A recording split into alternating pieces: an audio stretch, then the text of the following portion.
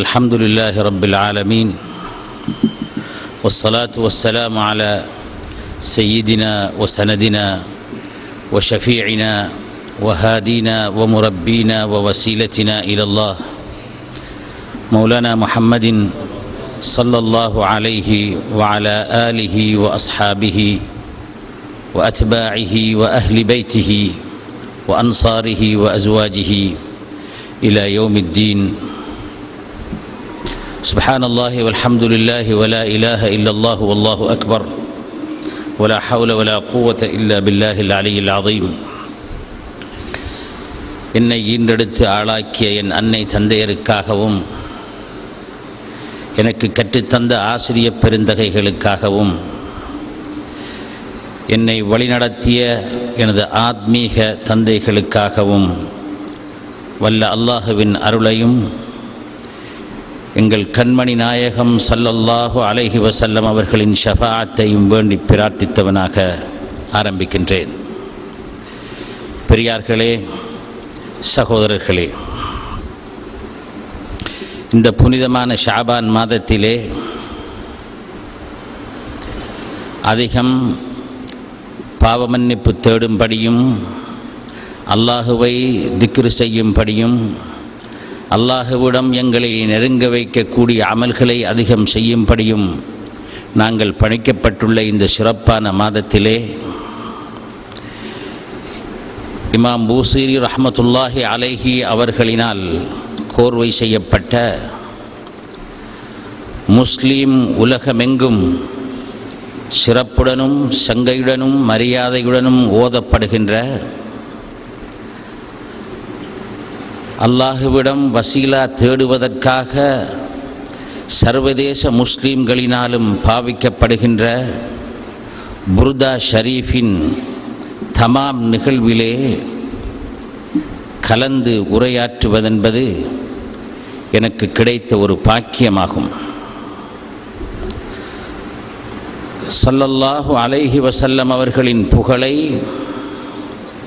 ஸல்லல்லாஹு அலைஹி வஸல்லம் அவர்களின் மகிமையை, ஸல்லல்லாஹு அலைஹி வஸல்லம் அவர்கள் இந்த உலகத்திலே வாழ்கின்ற மனிதர்களுக்கு எவ்வாறு அல்லாஹுவிடம் ஒரு வசீலத்துல் உதுமாவாக இருக்கின்றார்கள் என்பதை எமது வரலாற்றிலே வந்த ஆயிரக்கணக்கான இமாம்களும் உலமாக்களும் பாட்டிலும் புத்தகங்களிலும் நிறைய எழுதியிருக்கின்றார்கள். இருந்தாலும் இமாம் பூசீரி ரஹ்மத்துல்லாஹி அலைஹி அவர்களின் புருதாவிற்கு அல்லாஹ் கொடுத்த கபூலை போன்று நான் அறிந்தவரை எந்த ஒரு ஸல்லல்லாஹு அலைஹி வஸல்லம் அவர்களை பற்றி பேசுகின்ற நூலுக்கோ அல்லது கவிதை தொகுப்புக்கோ கபூல் கொடுக்கப்படவில்லை. இமாம் பூசீரி ரஹ்மத்துல்லாஹி அலைஹி அவர்களின் புருதா இலங்கையில் மட்டுமல்ல, இந்தியாவில் மட்டுமல்ல, அல்லது பாகிஸ்தானில் மட்டுமல்ல, சர்வதேச ரீதியிலே உலகெங்கும் எங்கெங்கெல்லாம் முஸ்லிம்கள் வாழ்கின்றார்களோ அங்கெல்லாம் மிகவும் சிறப்பாகவும் மரியாதையுடனும் அன்றிலிருந்து இன்று வரை ஓதப்பட்டு கொண்டே வருகின்றது. இப்படிப்பட்ட ஒரு கபூலை இந்த கவிதைக்கு அல்லாஹ் சுப்ஹானஹு வ தஆலா அளித்திருக்கிறான் என்றால் அது இமாம் பூசீரி ரஹ்மத்துல்லாஹி அலைஹி அவர்களின் இஹ்லாஸும் உள தூய்மையும் அன்னார் ரசூலுல்லாஹி ஸல்லல்லாஹு அலைஹி வஸல்லம் அவர்களிலே கொண்டிருந்த அந்த அளவில்லாத அன்பினால் வெளிவந்த உண்மையான இந்த கருத்துக்களே காரணம் என்பதை நாங்கள் மறந்துவிடக்கூடாது, இங்கே நினைவு கூற வேண்டும். ஸல்லல்லாஹு அலைஹி வஸல்லம் அவர்களை புகழ்வதென்பது ஒரு வணக்கம். அன்னாரின் மீது ஸலவாத்து சொல்லுவதென்பது அல்லாஹுவினால் மிகவும் மேன்மையாக கருதப்பட்ட ஒரு வணக்கம். எந்த ஒரு இபாதத்தையும் அல்லாஹ் சுப்ஹானஹு வ தஆலாவும் அமரர்களும் சேர்ந்து செய்து கொண்டிருக்கின்றார்கள் என்று குர்ஆனிலோ ஒரு ஹதீஸிலோ ஸலவாத்தை பற்றி கூறப்பட்டது போன்று கூறப்படவில்லை. ஸல்லல்லாஹு அலைஹி வஸல்லம் அவர்கள் மீது கூறுகின்ற ஸலவாத்தை அல்லாஹ் சுப்ஹானஹு வ தஆலா என்ன சொல்கிறான்? இன்னல்லாஹ வ மலாயிகதஹு யுஸல்லூன அலன் நபி யா அய்யுஹல்லதீன ஆமனூ ஸல்லூ அலைஹி வ ஸல்லிமூ தஸ்லீமா. அல்லாஹ்வும் அவனது மலக்குகளும் ஸல்லல்லாஹு அலைஹி வஸல்லம் அவர்கள் மீது ஸலவாத்து சொல்லிக் கொண்டே இருக்கின்றார்கள். ஸலவாத்து சொன்னார்கள் என்றல்ல, சொல்லிக் கொண்டே இருக்கின்றார்கள். நீங்களும் முஃமினானவர்களே அந்த ஸல்லல்லாஹு அலைஹி வஸல்லம் அவர்களின் மீது ஸலவாத்தும் ஸலாமும் சொல்லுங்கள் என்று அல்லாஹ் குர்ஆனிலே கூறி காட்டுகின்றான் என்றால், தொழுகையை பற்றி கூறுகின்ற பொழுது கூட அல்லாஹ் தொழுகிறான், நீங்களும் தொழுங்கள் என்று கூறவில்லை.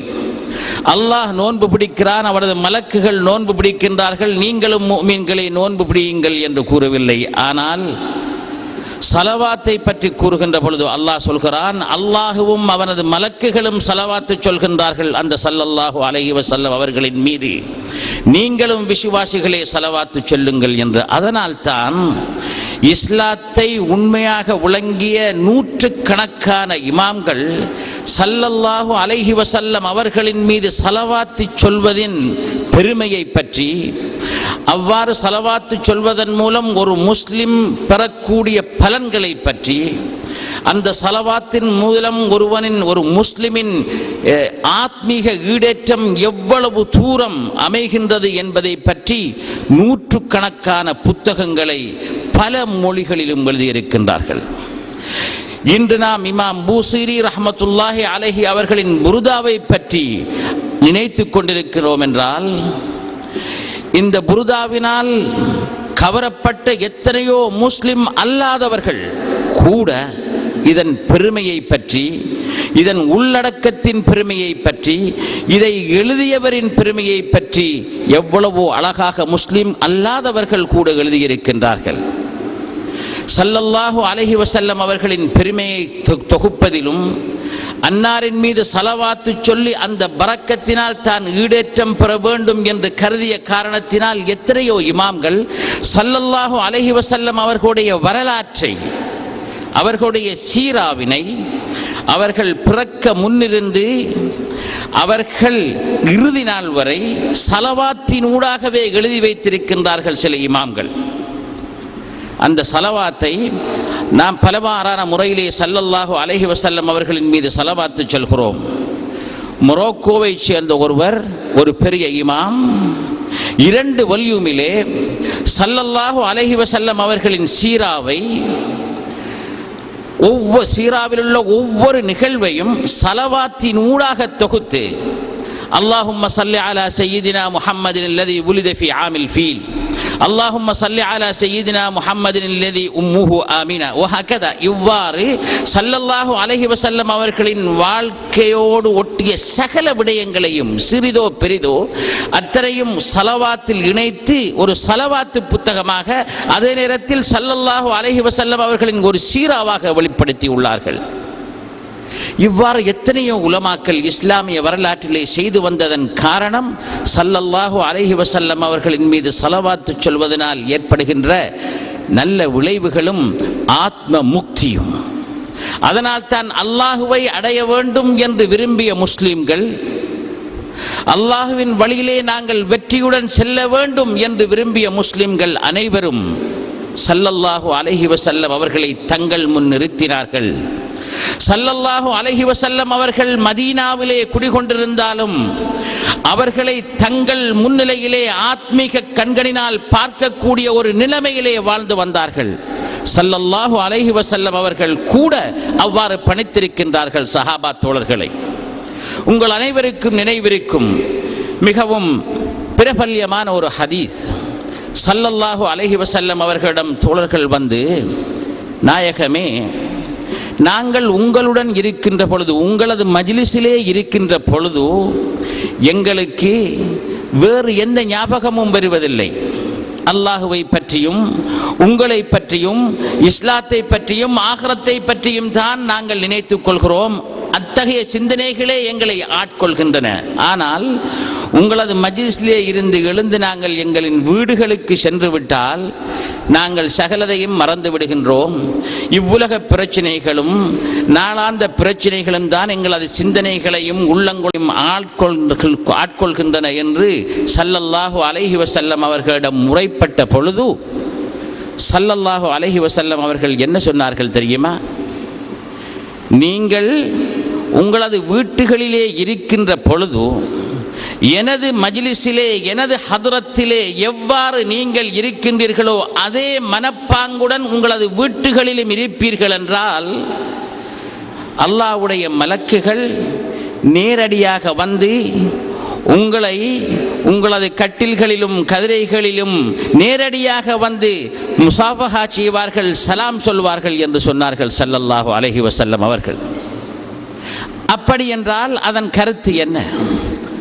மலக்குமார்களை எனது வீட்டிற்கு அழைக்க வேண்டும், அவர்கள் நேரடியாக வந்து எனக்கு சலாம் சொல்ல வேண்டும் என்றால் ஸல்லல்லாஹு அலைஹி வஸல்லம் அவர்களுடைய ஹதரத்திலே நான் எந்த மன அமைப்பில் பக்குவத்தில் இருக்கின்றேனோ அதே பக்குவத்தில் எனது வீட்டிலும் நான் இருக்க வேண்டும். அப்படி என்றால் ஸல்லல்லாஹு அலைஹி வஸல்லம் அவர்களின் பிரசன்னத்தை ஆத்மீக ரீதியாக என்னுள் வைத்துக் கொள்வதே அன்றி வேறு வழி இல்லை. ஸல்லல்லாஹு அலைஹி வஸல்லம் அவர்களின் முன்னிருக்கும் பொழுது எவ்வாறு ஸல்லல்லாஹு அலைஹி வஸல்லம் அவர்கள் நமது உள்ளங்களையும் சிந்தனைகளையும் ஆட்கொள்கின்றார்களோ அதே போன்று அதே நிலையிலே ஸல்லல்லாஹு அலைஹி வஸல்லம் அவர்களை பற்றிய அந்த உணர்விலே நாங்கள் இருக்கின்ற பொழுது அங்குதான் ஸல்லல்லாஹு அலைஹி வஸல்லம் அவர்களின் ஆத்மீக பிரசன்னம் கிடைக்கின்றது. அதனால் இந்த விளைவுகள் கிடைக்கின்றது. இதனால் தான் நமது பெரியோர்கள் மௌலிதுகள் ஓதுகின்ற பொழுது அங்கே அந்த மஜ்லிஸுக்கு ஸல்லல்லாஹு அலைஹி வஸல்லம் அவர்கள் வருகின்றார்கள் என்று கூறுவதெல்லாம் இதைத்தான். ஸல்லல்லாஹு அலைஹி வஸல்லம் அவர்களின் ஆத்மீக பிரசன்னம், அந்த பிரசன்னத்தை தூய்மையான உள்ளம் படைத்தவர்கள், சிந்தனை கெட்டு போகாதவர்கள் உணர முடியும், காண முடியும். அவ்வாறு காணாதவர்கள், உணராதவர்கள் அதை எதிர்க்கின்றார்கள், இல்லை என்கின்றார்கள். அவர்களுக்காக நாங்கள் கவலைப்பட வேண்டும். ஏனென்றால் அந்த உயர்ந்த நிலையை உணரக்கூடிய அளவிற்கு அவர்களது ஆத்மா வளர்ச்சி அடையவில்லை, அவர்களது ஈமான் வளர்ச்சி அடையவில்லை. ஸல்லல்லாஹு அலைஹி வஸல்லம் அவர்களை எம்மோடு எப்போதும் வைத்திருப்பதன் மூலம்தான் நாங்கள் எங்களது ஆத்ம வளர்ச்சியை காணலாம். இதைத்தான் சஹாபாக்களுக்கு ஸல்லல்லாஹு அலைஹி வஸல்லம் அவர்கள் சொல்லிக் கொடுத்தார்கள். அவ்வாறு வாழ்ந்த இமாம்கள் தான், அவ்வாறு வாழ்ந்த பெரியார்கள் தான் ஸல்லல்லாஹு அலைஹி வஸல்லம் அவர்களின் நினைவால், அவர்களிலே கொண்ட அன்பின் காரணத்தினால் எத்தனையோ கசீதாக்களை, எத்தனையோ பாடல்களை அன்னாரை புகழ்ந்து பாடினார்கள். ஸல்லல்லாஹு அலைஹி வஸல்லம் அவர்கள் ஏற்கனவே பஹஜி அவர்கள் கூறியது போன்று கஅப் இப்னு ஸுஹைர் ரலியல்லாஹு தஆலா அன்ஹு அவர்கள் ஸல்லல்லாஹு அலைஹி வஸல்லம் அவர்களின் முன் வந்து பாடினார்கள், அன்னாரை புகழ்ந்து பாடினார்கள். கேட்டுக்கொண்டே இருந்தார்கள் ஸல்லல்லாஹு அலைஹி வஸல்லம் அவர்கள். பாடிக்கொண்டு செல்கின்ற பொழுது எப்போது ஸல்லல்லாஹு அலைஹி வஸல்லம் அவர்கள் தங்களது போர்வையை கலற்றி கஅப் இப்னு ஸுஹைர் ரலியல்லாஹு தஆலா அன்ஹு அவர்களுக்கு அன்பளிப்பாக கொடுத்தார்கள் தெரியுமா?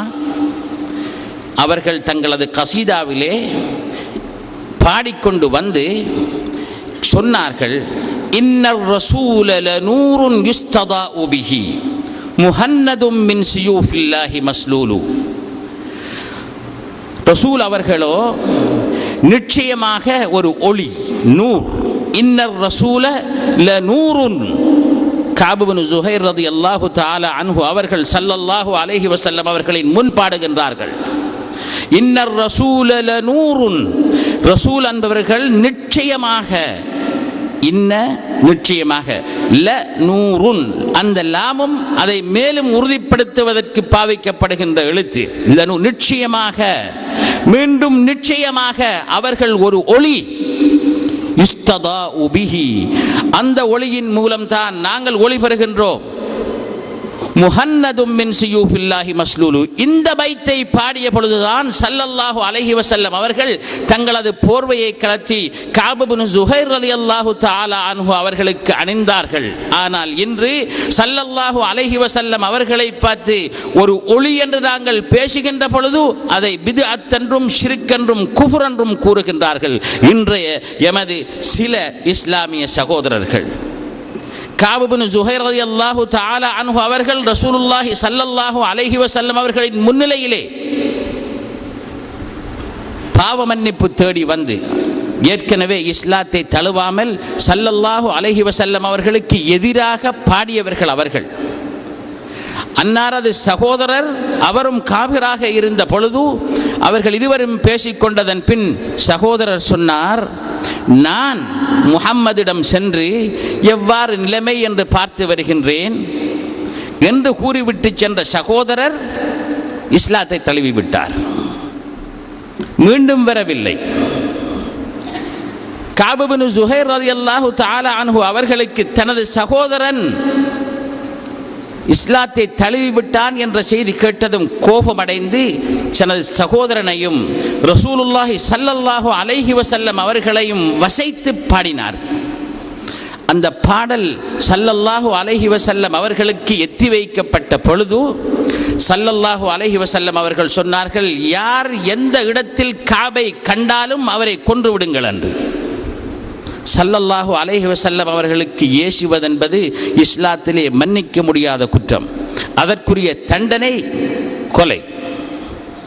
ஸல்லல்லாஹு அலைஹி வஸல்லம் அவர்களுக்கு இவ்வாறு கஅப் இப்னு ஸுஹைர் தன்னையும் தனது சகோதரரையும் ஏசி பாடியிருக்கிறார் என்பது ஸல்லல்லாஹு அலைஹி வஸல்லம் அவர்களுக்கு கிடைத்த பொழுது ஸல்லல்லாஹு அலைஹி வஸல்லம் அவர்கள் சொன்னார்கள் தங்கள் தோழர்களுக்கு, யார் எங்கு எப்போது கஅப் இப்னு ஸுஹைரை காண்கின்றாரோ அவரை அப்போதே கொண்டு விடுங்கள் என்று. இதை கேட்ட கஅப் பயந்தார். அங்கு இங்கு ஓடி தலைமறைவாக துணிந்தார்.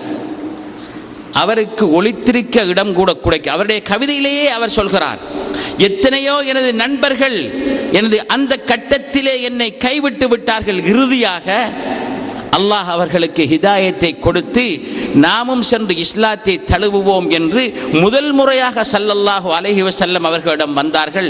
ஸல்லல்லாஹு அலைஹி வஸல்லம் அவர்களுக்கு நேரடியாக அவரை தெரியாது.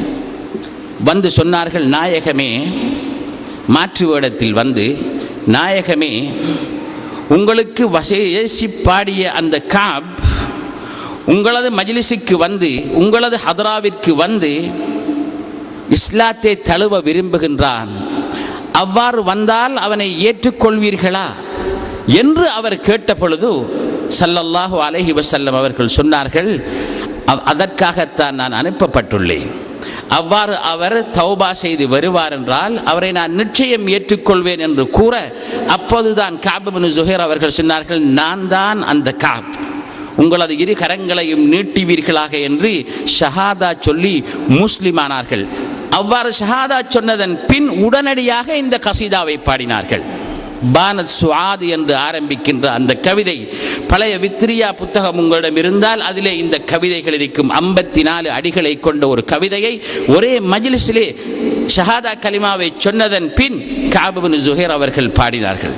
அந்த பாடலை மிகவும் இனிமையாக கேட்டுக்கொண்டிருந்த ஸல்லல்லாஹு அலைஹி வஸல்லம் அவர்கள்தான் இந்த வசனம் வந்ததும் இன்னர் ரசூல லநூருன் யுஸ்ததாஉ பிஹி என்ற அந்த வசனம் வந்ததும் தங்களது உணர்வின் மிகைப்பு, அவர்களது புர்தாவை எடுத்து அவர்களது போர்வையை எடுத்து கஅப் இப்னு ஸுஹைர் அவர்களுக்கு அணிவித்தார்கள். அந்த போர்வையை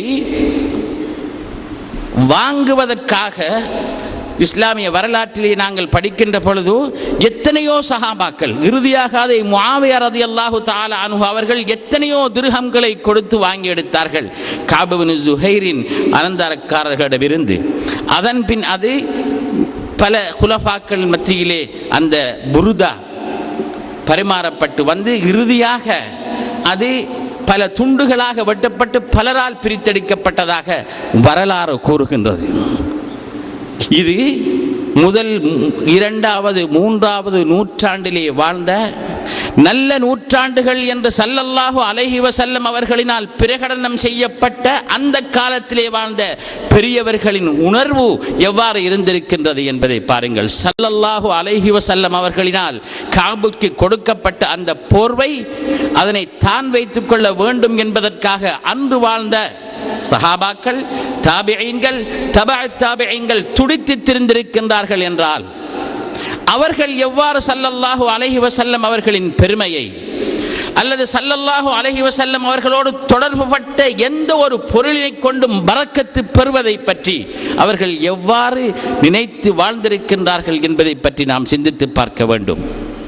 ஆனால் இன்று அவ்வாறு செய்வது பித்அத், அல்லது ஷிர்க் அல்லது இறைவன் அல்லாத ஒருவரை வழிபடுவது, இவ்வாறாகத்தான் இன்று அவை விமர்சிக்கப்படுகின்றன. காரணம், ஸல்லல்லாஹு அலைஹி வஸல்லம் அவர்களின் பற்றி உண்மையான அன்னாரின் மகிமையை பற்றி அறியாமையே காரணம், மிய இக்னோரன்ஸ். அதனால் தான் நாம் இன்று நமது சமுதாயத்திலே புருதா மஜ்லிஸை போன்ற மஜ்லிஸ்களை இன்று செத்து வருகின்றது. முஸ்லிம் உலகத்திலே, விசேடமாக இலங்கையிலே இந்த மஜ்லிஸ்களை நாங்கள் மிகவும் கரிசனையுடன் மீண்டும் மீண்டும் உயிர்ப்பிக்க வேண்டும். இதனை உண்மையிலேயே நாங்கள் அனைவரும் தமிழிலே அழகாக அதன் கருத்துக்களை விளங்க வேண்டும். புருதாவை படிப்பதன் மூலம் ஸல்லல்லாஹு அலைஹி வஸல்லம் அவர்களின் சீராவை மட்டுமல்ல, இஸ்லாத்தை பற்றி சுருக்கமாக பூரணமாக அறிந்து கொள்ளக்கூடிய அளவுதான் இமாம் பூசரி ரஹ்மத்துல்லாஹி அலைஹி அவர்கள் அதை கோர்வை செய்திருக்கிறார்கள். எனக்கு நினைப்பிருக்கிறது, 1975ஆம் ஆண்டு இலங்கை வானொலியிலே முஸ்லிம் சேவையிலே கசீதத்துல் புருதா விளக்கவுரை ஒன்று நடந்தது. அந்த விளக்கவுரையை ஆரம்பித்த பொழுது அதன் முதலாவது உரையை அன்றைய நலீமியாவின் முதல்வர் தாசிம் மௌலவி அவர்கள் நிகழ்த்தினார்கள், முதலாவது உரையை மட்டும். அதன் பிறகு அந்த புருதா பைத்துக்களை அதிலே அவர்கள் அரபு இலக்கியத்தையும் ரசூலுல்லாஹி ஸல்லல்லாஹு அலைஹி வஸல்லம் அவர்களின் புகழை பற்றியும் பேசினார்கள். அதன்பின் அடுத்த வாரங்களிலே ஒவ்வொரு வெள்ளிக்கிழமையும் மிகவும் பெரும்பாலான பகுதியை நான் தான் மொழிபெயர்த்து வந்தேன். அன்று 75ஆம் ஆண்டு இலங்கை வானொலி முஸ்லீம் நிகழ்ச்சியிலே அது முடியும் வரை இலங்கை முஸ்லீம் வானொலியிலே அது பரப்பப்பட்டது. இன்று தமிழிலே அழகாக அது வந்திருக்கின்றது. அதிலே எத்தனையோ அழகான தத்துவங்கள், இஸ்லாத்தை பற்றி எவ்வளவோ அழகான கருத்துக்கள், நம்மை பற்றி நாம் எவ்வாறு வாழ வேண்டும் என்பதை பற்றி, நாம் எவ்வாறு ஸல்லல்லாஹு அலைஹி வஸல்லம் அவர்களுடன் நடந்து கொள்ள வேண்டும் என்பதை பற்றி, இஸ்லாத்தின் முழு வாழ்க்கையையும் எவ்வாறு நாங்கள் பின்பற்ற வேண்டும் என்பதை பற்றி எல்லாம் அழகாக கூறிவிட்டுத்தான் அல்லாஹ்விடம் இருகைகளையும் ஏந்தி ஸல்லல்லாஹு அலைஹி வஸல்லம் அவர்களின் பரக்கத்தினால் எங்களுக்கு இவ்வாறு செய் அவ்வாறு செய் என்று இமாம் பூசரி ரஹ்மத்துல்லாஹி அலைஹி அவர்கள் அதிலே பாடுகின்றார்கள். அதனால் தான் அதனை கருத்துடன், அதனை தெளிவுடன் விளங்கி நாங்கள் பாடுகின்ற பொழுது அது எங்களது உள்ளத்தை உண்மையிலேயே அல்லாஹுவின் பக்கம் திசை திருப்பக்கூடிய ஒன்றாக இருக்கின்றது. அதனால் தான் தரீகாவாசிகள், மஷாயிக்மார்கள், அல்லாஹுவை அடைவதையே நோக்கமாக கொண்ட பெரியார்கள் இந்த கசீதத்துல் புருதாவை ஓதுவதை, அதிலும் நமது கலீஃபத்து ஷாதுலி அவர்கள் கூறியது போன்று விசேடமாக ஷாதுலியா தரீகாவை சேர்ந்தவர்கள் இந்த புருதா ஷரீஃபை ஓதுவதிலே, விசேடமாக நீங்கள் மொரோக்கோவிற்கு சென்றால் அல்லது அல்ஜீரியாவிற்கு அல்லது தூனிசியாவிற்கு அல்லது ஈஜிப்டுக்கு, சிரியாவிற்கு நீங்கள் சென்றால் அங்கே எவ்வளவு சிறப்பாக இந்த புருதா மஜ்லிஸ்கள் நடைபெற்று வருகின்றன என்பதை நாங்கள் காண முடியும். அவ்வாறு ஸல்லல்லாஹு அலைஹி வஸல்லம் அவர்களை புகழ்ந்து விட்டுத்தான் இமாம் பூசரி ரஹ்மத்துல்லாஹி அலைஹி அவர்கள் நமது கலீஃபத்து ஷாதிலி அவர்களினால் பாடப்பட்ட அந்த பைத்திலே, யா அக்ரமல் ஹல்க் மாலி மன் அலூது பிஹி சிவாக்க இந்த ஹுலூலில் ஹாதிஸில் அமிமி என்று அழகாக பேசுகின்றார்கள். இந்த பைத்துக்காகத்தான் இமாம் பூசரி ரஹ்மத்துல்லாஹி அலைஹி அவர்கள் காஃபிர் என்று வஹாபிகள் ஃபத்வா கொடுத்தார்கள். இந்த பைத்தை வைத்துத்தான் இப்னு தைமியா அவர்கள் இமாம் பூசரி ரஹ்மத்துல்லாஹி அலைஹி அவர்களை விமர்சித்தார்கள். இந்த பைத்துக்காகத்தான் இன்றும் புகாரி ஷரீஃப் ஒரு புருதா ஷரீஃப் ஒரு வழிகட்ட பாடல் என்று இன்றைய சில தௌஹீதுவாதிகள் பிரச்சாரம் செய்தார்கள். அதிலே இமாம் பூசரி ரஹ்மத்துல்லாஹி அலைஹி அவர்கள் என்ன சொல்கின்றார்கள்? யா அக்ரமல் ஹல்க், ஹல்குகளில் சிறந்தவரே, அல்லாஹுவின் சிருஷ்டிகளில் அதிகம் சங்கையானவரே, யா அக்ரமல் ஹல்க் மாலி மன் அலூது பிஹி சிவாக்க இந்த ஹுலூலில் ஹாதிஸில் அமிமி. தீர்க்க முடியாத பிரச்சனைகள் எனக்கு ஏற்படும் பொழுது உங்களை அன்றி நான் அணுகுவதற்கு யார் இருக்கிறார் என்று அதிலே அவர்கள் கேட்கின்றார்கள். இதுதான் அந்த பைத். இதிலே என்ன ஷிர்க் இருக்கிறது? ஸல்லல்லாஹு அலைஹி வஸல்லம் அவர்கள்தான் அல்லாஹுவின் ரஹ்மத்தின் வெளிப்பாடு. அல்லாஹ் கொடுக்கிறான், நான் பங்கு வைக்கின்றேன் என்று சொன்னார்கள் ஸல்லல்லாஹு அலைஹி வஸல்லம் அவர்கள். புகாரி ஷரீஃபிலே நாம் காண்கிறோம். அந்த ஸல்லல்லாஹு அலைஹி வஸல்லம் அவர்கள் இல்லை என்றால் நமக்கு எதுவும் கிடைத்திருக்காது. அதனால் தான் நமக்கு கிடைத்த நன்மைகள் அனைத்திற்கும் அன்னார் தான் காரணம் என்ற காரணத்தினால் தான் அன்னாரை அல் வாசிதத்துல் உதுமா என்று பெரியார்கள், அறிஞர்கள், ஃபுகஹாக்கள், உலமாக்கள், சூஃபியாக்கள் அனைவரும் பேசினார்கள். அதி மேம்பட்ட வசீலா, அல்லாஹுவிடம் எங்களை சேர்ப்பிப்பதற்கான அல்லாஹுவின் ஹைர்கள் எங்களுக்கு கிடைக்கக்கூடிய அதி மேம்பட்ட வசீலா. இதை யாரும் மறுக்க முடியுமா? அன்னார்தான் அல்லாஹுவின் அருளின் வெளிப்பாடு என்பதை குர்ஆன் கூறிக்கொண்டிருக்கின்ற பொழுது அதனை மறுக்க முடியுமா? அல்லது அல்லாஹ் கொடுக்கிறான், நான் தான் பங்கு வைக்கிறேன் என்று ஸல்லல்லாஹு அலைஹி வஸல்லம் அவர்கள் கூறுகின்ற பொழுது அதனை மறுக்க முடியுமா? அல்லது சஹாபாக்கள் ஸல்லல்லாஹு அலைஹி வஸல்லம் அவர்களின் முன்வந்து அவர்களது ஹயாத்திலும் அவர்களது வஃபாத்திற்கு பிறகும் சில நேரம் கபரடிக்கு கூட வந்து விழுந்து படுத்து தங்களது மேலே அதிலே புரட்டி ஸல்லல்லாஹு அலைஹி வஸல்லம் அவர்களை பார்த்து, நீங்கள் தான் எங்களது எதிர்பார்ப்பு, நீங்கள் தான் எங்களுக்கு ஷெல்டர் என்று அவர்கள் பாடியதை நாங்கள் மறுக்க முடியுமா? கூறியதை மறுக்க முடியுமா? ஏன் மழை தேவைப்படுகின்ற நேரங்களில் எல்லாம் ஸல்லல்லாஹு அலைஹி வஸல்லம் அவர்களிடம் சென்று துஆ கேட்கும்படி கூறியதை நாம் மறுக்க முடியுமா? அதனால் தான் இமாம் பூசைரி ரஹ்மத்துல்லாஹி அலைஹி அவர்கள் யா அக்ரமல் ஹல்கி மாலி மன் அலூது பிஹி சிவாக்க இந்த ஹுலூலில் ஹாதிஸில் அமிமி என்று கூறிய பொழுது அங்கே அவர்கள் ஒரு தவறையும் விடவில்லை. நாங்கள் எங்களுக்கு வருத்தம் ஒன்று ஏற்படுகின்ற பொழுது ஒரு வைத்தியரிடம் சென்று நீங்கள் தான் எனது குழந்தையை காப்பாற்ற வேண்டும் என்று சொல்கிறோம். அது ஷிர்க் அல்ல. எங்களுக்கு ஒரு தேவை ஏற்படுகின்ற பொழுது அந்த தேவையை தீர்க்கக்கூடிய ஒருவன் இருக்கின்றான் என்றால் அவன் அமைச்சராக இருக்கலாம் அல்லது ஒரு பணக்காரனாக இருக்கலாம். அவரிடம் சென்று என்னை நீங்கள் இந்த நிலையிலிருந்து நீங்கள் தான் காப்பாற்ற வேண்டும் என்று சொல்கிறோம். இது ஷிர்க் அல்ல. ஆனால் ஸல்லல்லாஹு அலைஹி வஸல்லம் அவர்கள் அல்லாஹுவின் அருளின் வெளிப்பாடாக வந்தவர்களை பார்த்து, நீங்கள் தான் எனக்கு துணை, நீங்கள் தான் என்னை அல்லாஹுவிடம் கொண்டு சேர்க்க வேண்டியவர்கள், சேர்க்கக்கூடியவர்கள், என்னை கருணை கண் கொண்டு பாருங்கள் என்று நாங்கள் கூறினால் அது எவ்வாறு ஷிர்க்காக முடியும்?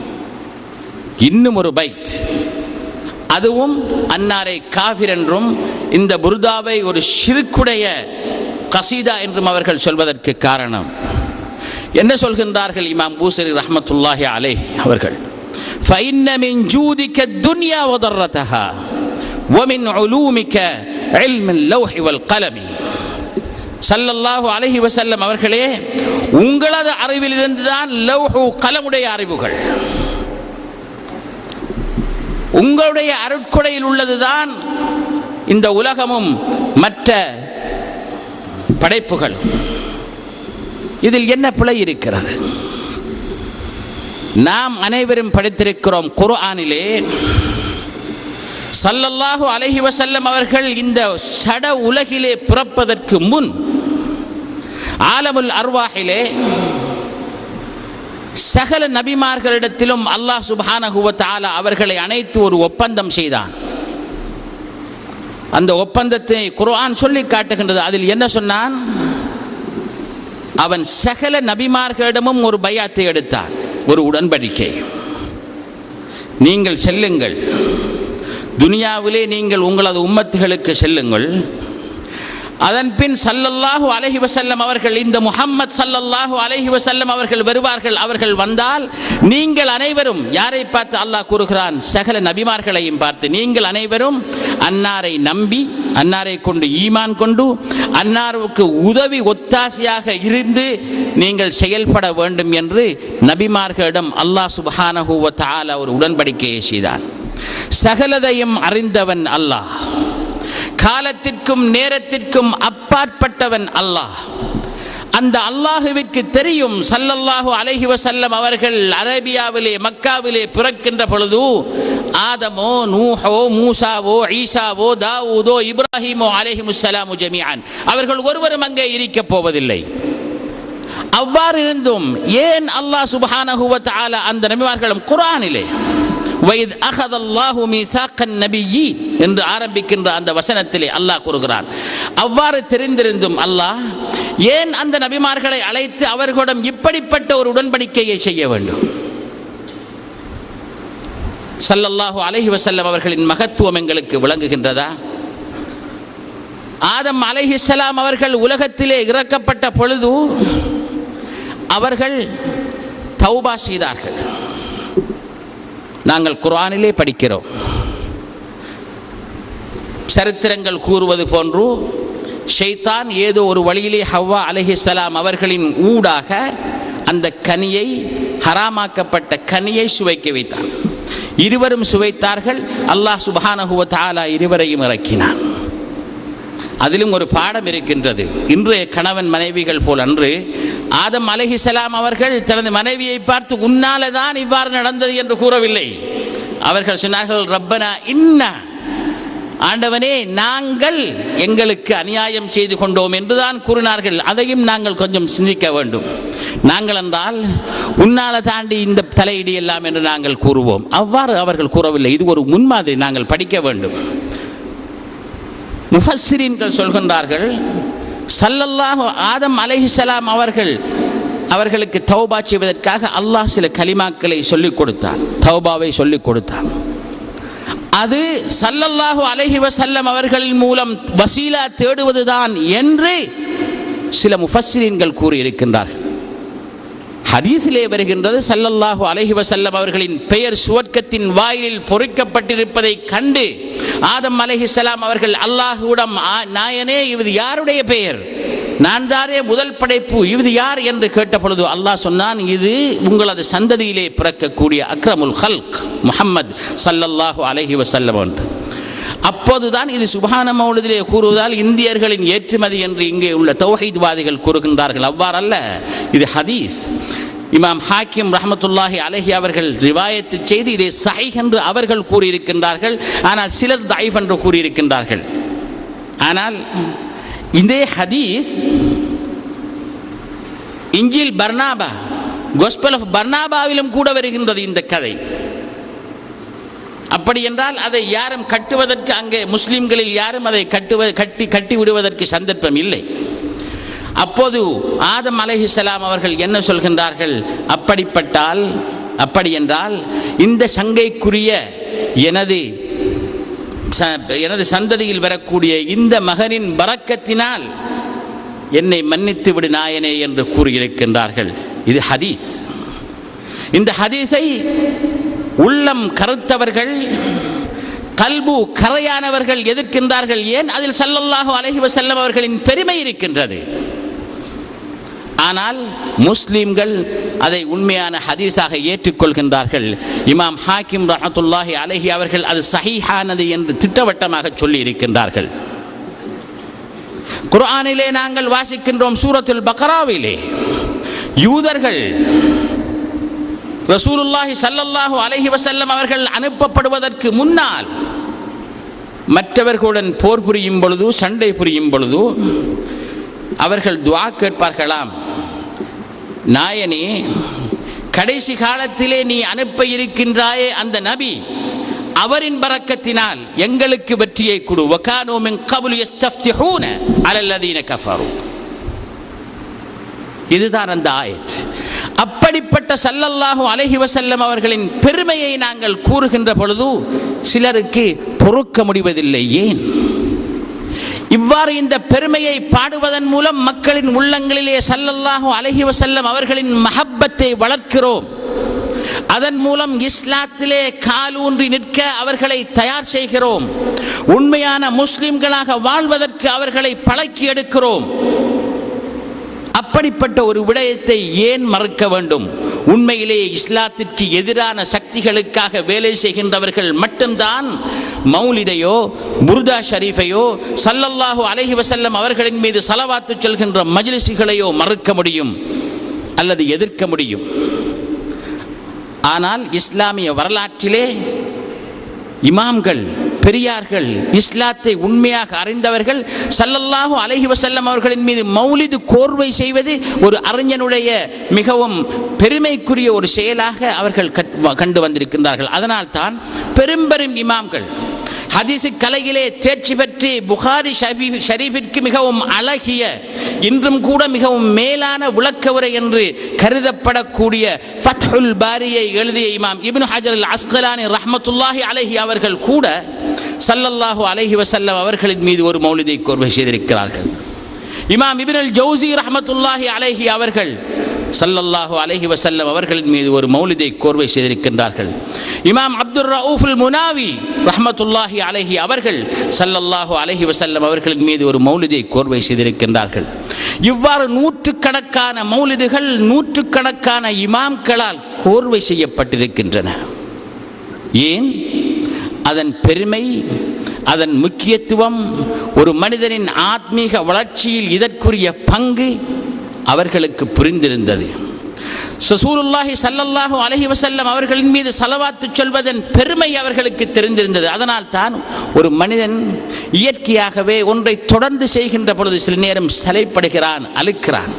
அதனால் தான் அவர்கள் வசனத்தில் ஸலவாத்து சொல்கின்றார்கள், பின் பாட்டில் ஸலவாத்து சொல்கின்றார்கள். அந்த ஸலவாத்து சொல்வதற்கான ஒரு சந்தர்ப்பத்தை பல நேரங்களிலும் சொல்வதற்கான ஒரு சந்தர்ப்பத்தை ஏற்படுத்தி கொடுப்பதற்காகத்தான் கதையாகவும் பாட்டாகவும் வசனங்களாகவும் ஸல்லல்லாஹு அலைஹி வஸல்லம் அவர்களின் புகழை அவர்களுக்கு சொல்லிக் கொடுத்தார்கள்.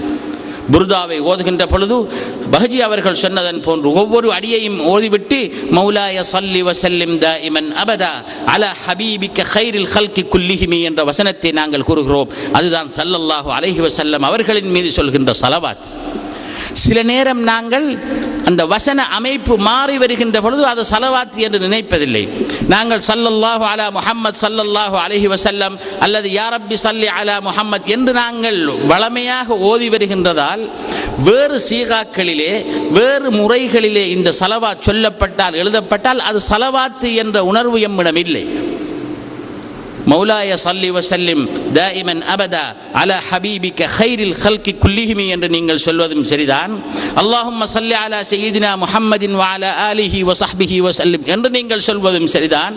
அல்லாஹும்ம ஸல்லி அலா சய்யிதினா முஹம்மதின் நபியில் உம்மி வ அலா ஆலிஹி வ ஸஹ்பிஹி வஸல்லிம் என்று நீங்கள் சொல்வதும் சரி. எல்லாம் ஸல்லல்லாஹு அலைஹி வஸல்லம் அவர்களின் பெயரில் சொல்லப்படுகின்ற ஸலவாத்துக்கள். ஸல்லல்லாஹு அலைஹி வஸல்லம் அவர்களிடம் சஹாபாக்கள் கேட்ட பொழுது சலாம் சொல்வது எங்களுக்கு தெரியும், ஆனால் உங்கள் மீது ஸலவாத்து சொல்வது எப்படி என்று கேட்ட பொழுது ஸல்லல்லாஹு அலைஹி வஸல்லம் அவர்கள் ஒரு முறையை கற்றுக் கொடுத்தார்கள். அதுதான் நாங்கள் அத்தஹியாத்திலே ஓதுகின்ற முறை.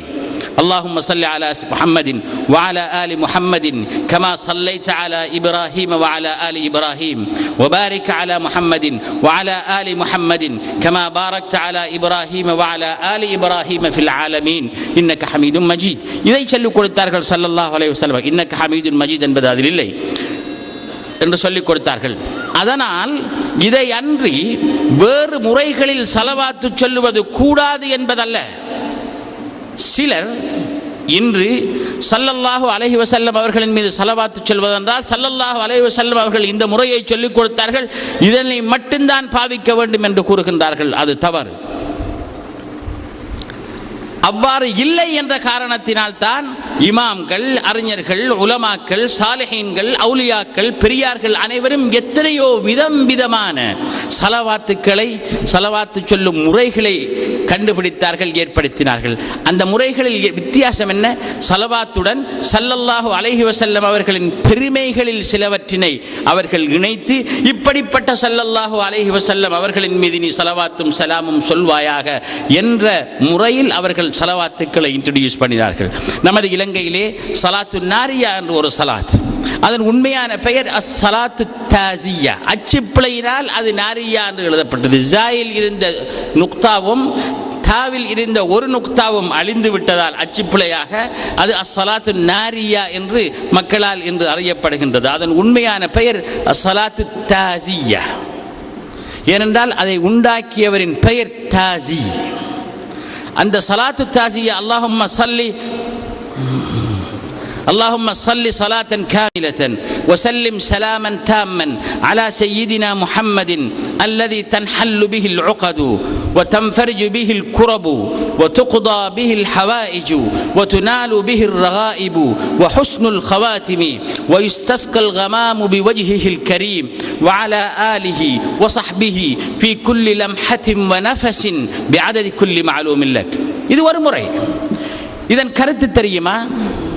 இதில் என்ன இருக்கிறது? ஆண்டவனே, நீ உனது பூரணமான சலாத்தையும் சலாமையும் அந்த முஹம்மது ஸல்லல்லாஹு அலைஹி வஸல்லம் அவர்கள் மீது சொல்வாயாக. அவர் யாரென்றால் அவர்களின் மூலம்தான் முடிச்சுக்கள் அவிழ்க்கப்படுகின்றன, பிரச்சனைகள் தீர்க்கப்படுகின்றன.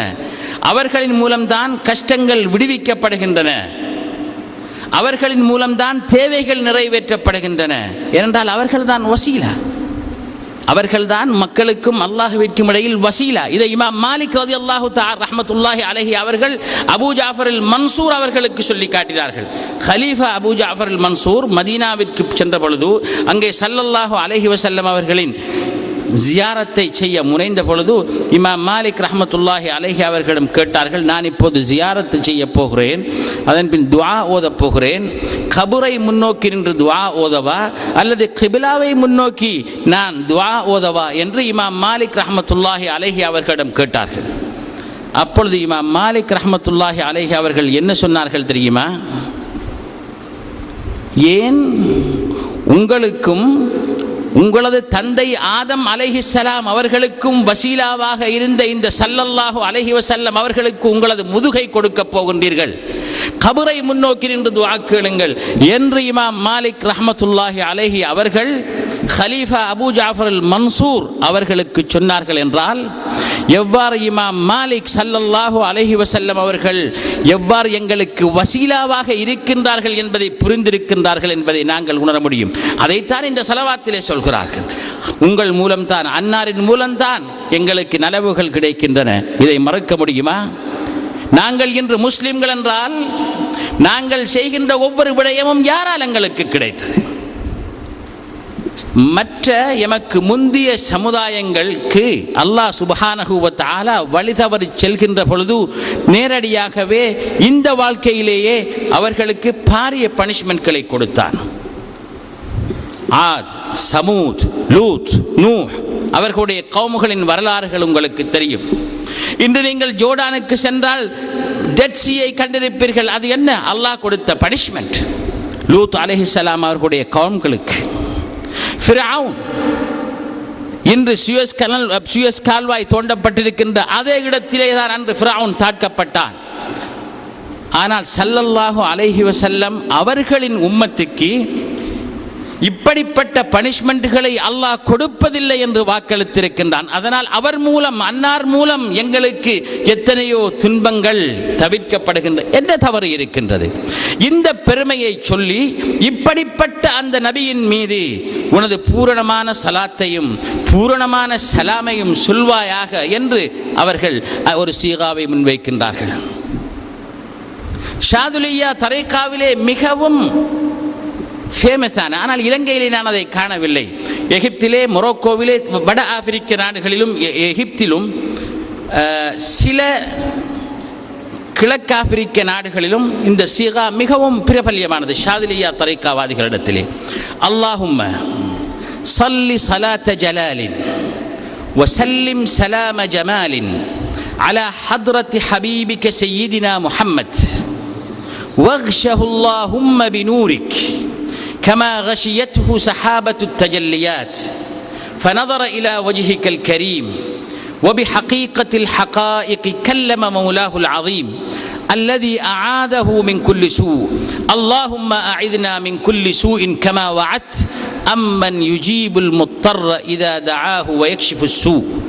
இந்த ஸலவாத் இது ஸல்லல்லாஹு அலைஹி வஸல்லம் அவர்களை பற்றி ஸல்லல்லாஹு அலைஹி வஸல்லம் அவர்கள் அல்லாஹ்வோடு மிஅராஜிலே பேசியதை மையமாக வைத்து இப்படிப்பட்ட ஸல்லல்லாஹு அலைஹி வஸல்லம் மீது ஸலவாத்து சொல்வாயாக என்று கூறி அதனுடன் ஒரு துஆவும் இணைக்கப்படுகின்றது.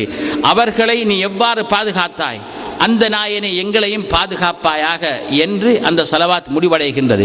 இலங்கை ஷாதுலியா மக்கள் மத்தியிலே இதை நான் பிரபல்யமானதாக காணவில்லை. ஆனால் மற்ற உலகங்களிலே ஷாதுலியா இஹ்வான்களிடத்திலே மிகவும் பிரபல்யமான ஒரு ஸலவாத் இது. இதிலிருந்து நாங்கள் பார்க்கலாம், பெரியார்கள் ஸல்லல்லாஹு அலைஹி வஸல்லம் அவர்களிலே கொண்ட அன்பின் காரணத்தினால், அந்த மஹப்பத்தின் காரணத்தினால், அன்னார் மீது ஸலவாத்து சொல்வதை ஒரு பெரும் வணக்கமாக அவர்கள் கருதி வந்த காரணத்தினால் விதம் விதமாக அந்த ஸலவாத்தை சொல்வதில் அவர்கள் துடித்தார்கள். உணர்ச்சி வேகத்துடன் அவர்கள் புது புது விதங்களை கண்டுபிடித்தார்கள் ஸல்லல்லாஹு அலைஹி வஸல்லம் அவர்களின் மீது ஸலவாத்து சொல்வது. அவ்வாறு அவர்கள் கண்டுபிடித்த இந்த விதங்களின் மூலம் ஸல்லல்லாஹு அலைஹி வஸல்லம் அவர்களின் ஸலவாத்து மட்டும் சொல்லப்படவில்லை, அன்னாரின் புகழ் கூட ஓதப்படுகின்றது. இந்த ஸலவாத்துக்கள் மொழிபெயர்க்கப்படுகின்ற பொழுது ஸல்லல்லாஹு அலைஹி வஸல்லம் அவர்களின் விசேஷ தன்மைகள் எங்களது மாணவர்களுக்கு, எங்களது குழந்தைகளுக்கு புரியக்கூடிய வகையிலே அமைகின்றன. அதனால்தான் பெரும் பெரும் ஹதீஸுக்களை அறிஞர்களான இமாம் சுயூதி அல்லது இமாம் சஹாவி ரஹ்மத்துல்லாஹி அலைஹி அவர்கள் அல்லது ஈவன் தௌஹீத்காரர்கள் கூட பெரிதாக கணிக்கின்ற இப்னுல் கய்யிம் போன்றவர்கள் ஸலவாத்தை பற்றி எழுதிய புத்தகங்களை நாங்கள் வாசிக்கின்ற பொழுது ஸலவாத்தின் மகிமை, ஸலவாத்தின் பெருமை, எங்களது ஆத்மீக ஈடேற்றத்தில் இந்த ஸலவாத்திற்கு இருக்கின்ற பங்களிப்பை நாங்கள் உணர முடியும். ஸல்லல்லாஹு அலா சய்யிதினா முஹம்மத் வஅலா ஆலிஹி வ அஹ்லி பைத்திஹி வஸல்லம். இப்படிப்பட்ட ஒரு ஸலவாத்தை சொல்லி எங்களது உள்ளங்களை வளர்த்தெடுப்பதற்கு உதவி புரிகின்ற ஒரு கசீதா அந்த புர்தா. அந்த புர்தாவிலே என்ன சொல்கின்றார்கள் இமாம் பூசரி அவர்கள் பாடிக்கொண்டு வருகின்ற பொழுது, ஸல்லல்லாஹு அலைஹி வஸல்லம் அவர்களின் பெருமையினை பாடிவிட்டு, அந்த பெரிய இமாம் அன்னாருக்கு பின்வந்த அன்னாரின் சமகாலத்திலே வாழ்ந்த பெரியார்களினால் மிகவும் கௌரவமாக மதிக்கப்பட்ட அந்த இமாம் அவர்கள் என்ன கூறுகின்றார்கள்? அவர்களது பணிவை பாருங்கள். ظلمت سنة من أحيا الظلام إلى أن اشتكت قدماه الضر من ورمي.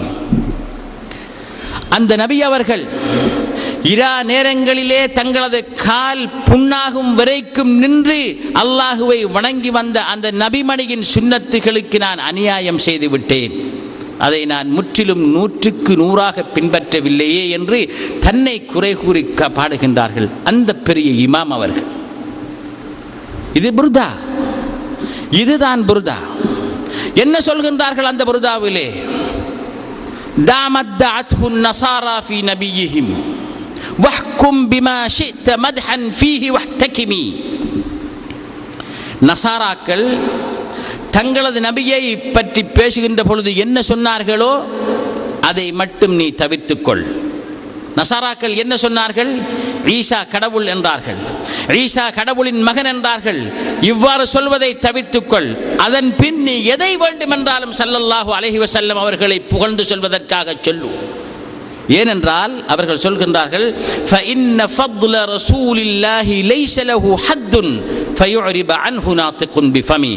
ஏனென்றால் ஸல்லல்லாஹு அலைஹி வஸல்லம் அவர்களின் பெருமையோ புகழோ எல்லையற்றது. ஒரு எல்லை இருந்தால்தான் எவனாவது தனது வசனத்தினால் அவற்றினை சொல்லி முடிக்க முடியும். ஆனால் எல்லை இல்லாத பெருமை கொண்டவர்கள் ஸல்லல்லாஹு அலைஹி வஸல்லம் அவர்கள். எனவே அவர்களை கடவுள் என்று மட்டும் கூறிவிடாதே, நசாராக்கள் கூறியது போன்று. ஆனால் மற்ற எந்த புகழை நீ அவர்களுக்கு கூற விரும்புகின்றாயோ அதை அனைத்தையும் கூறுவாயாக.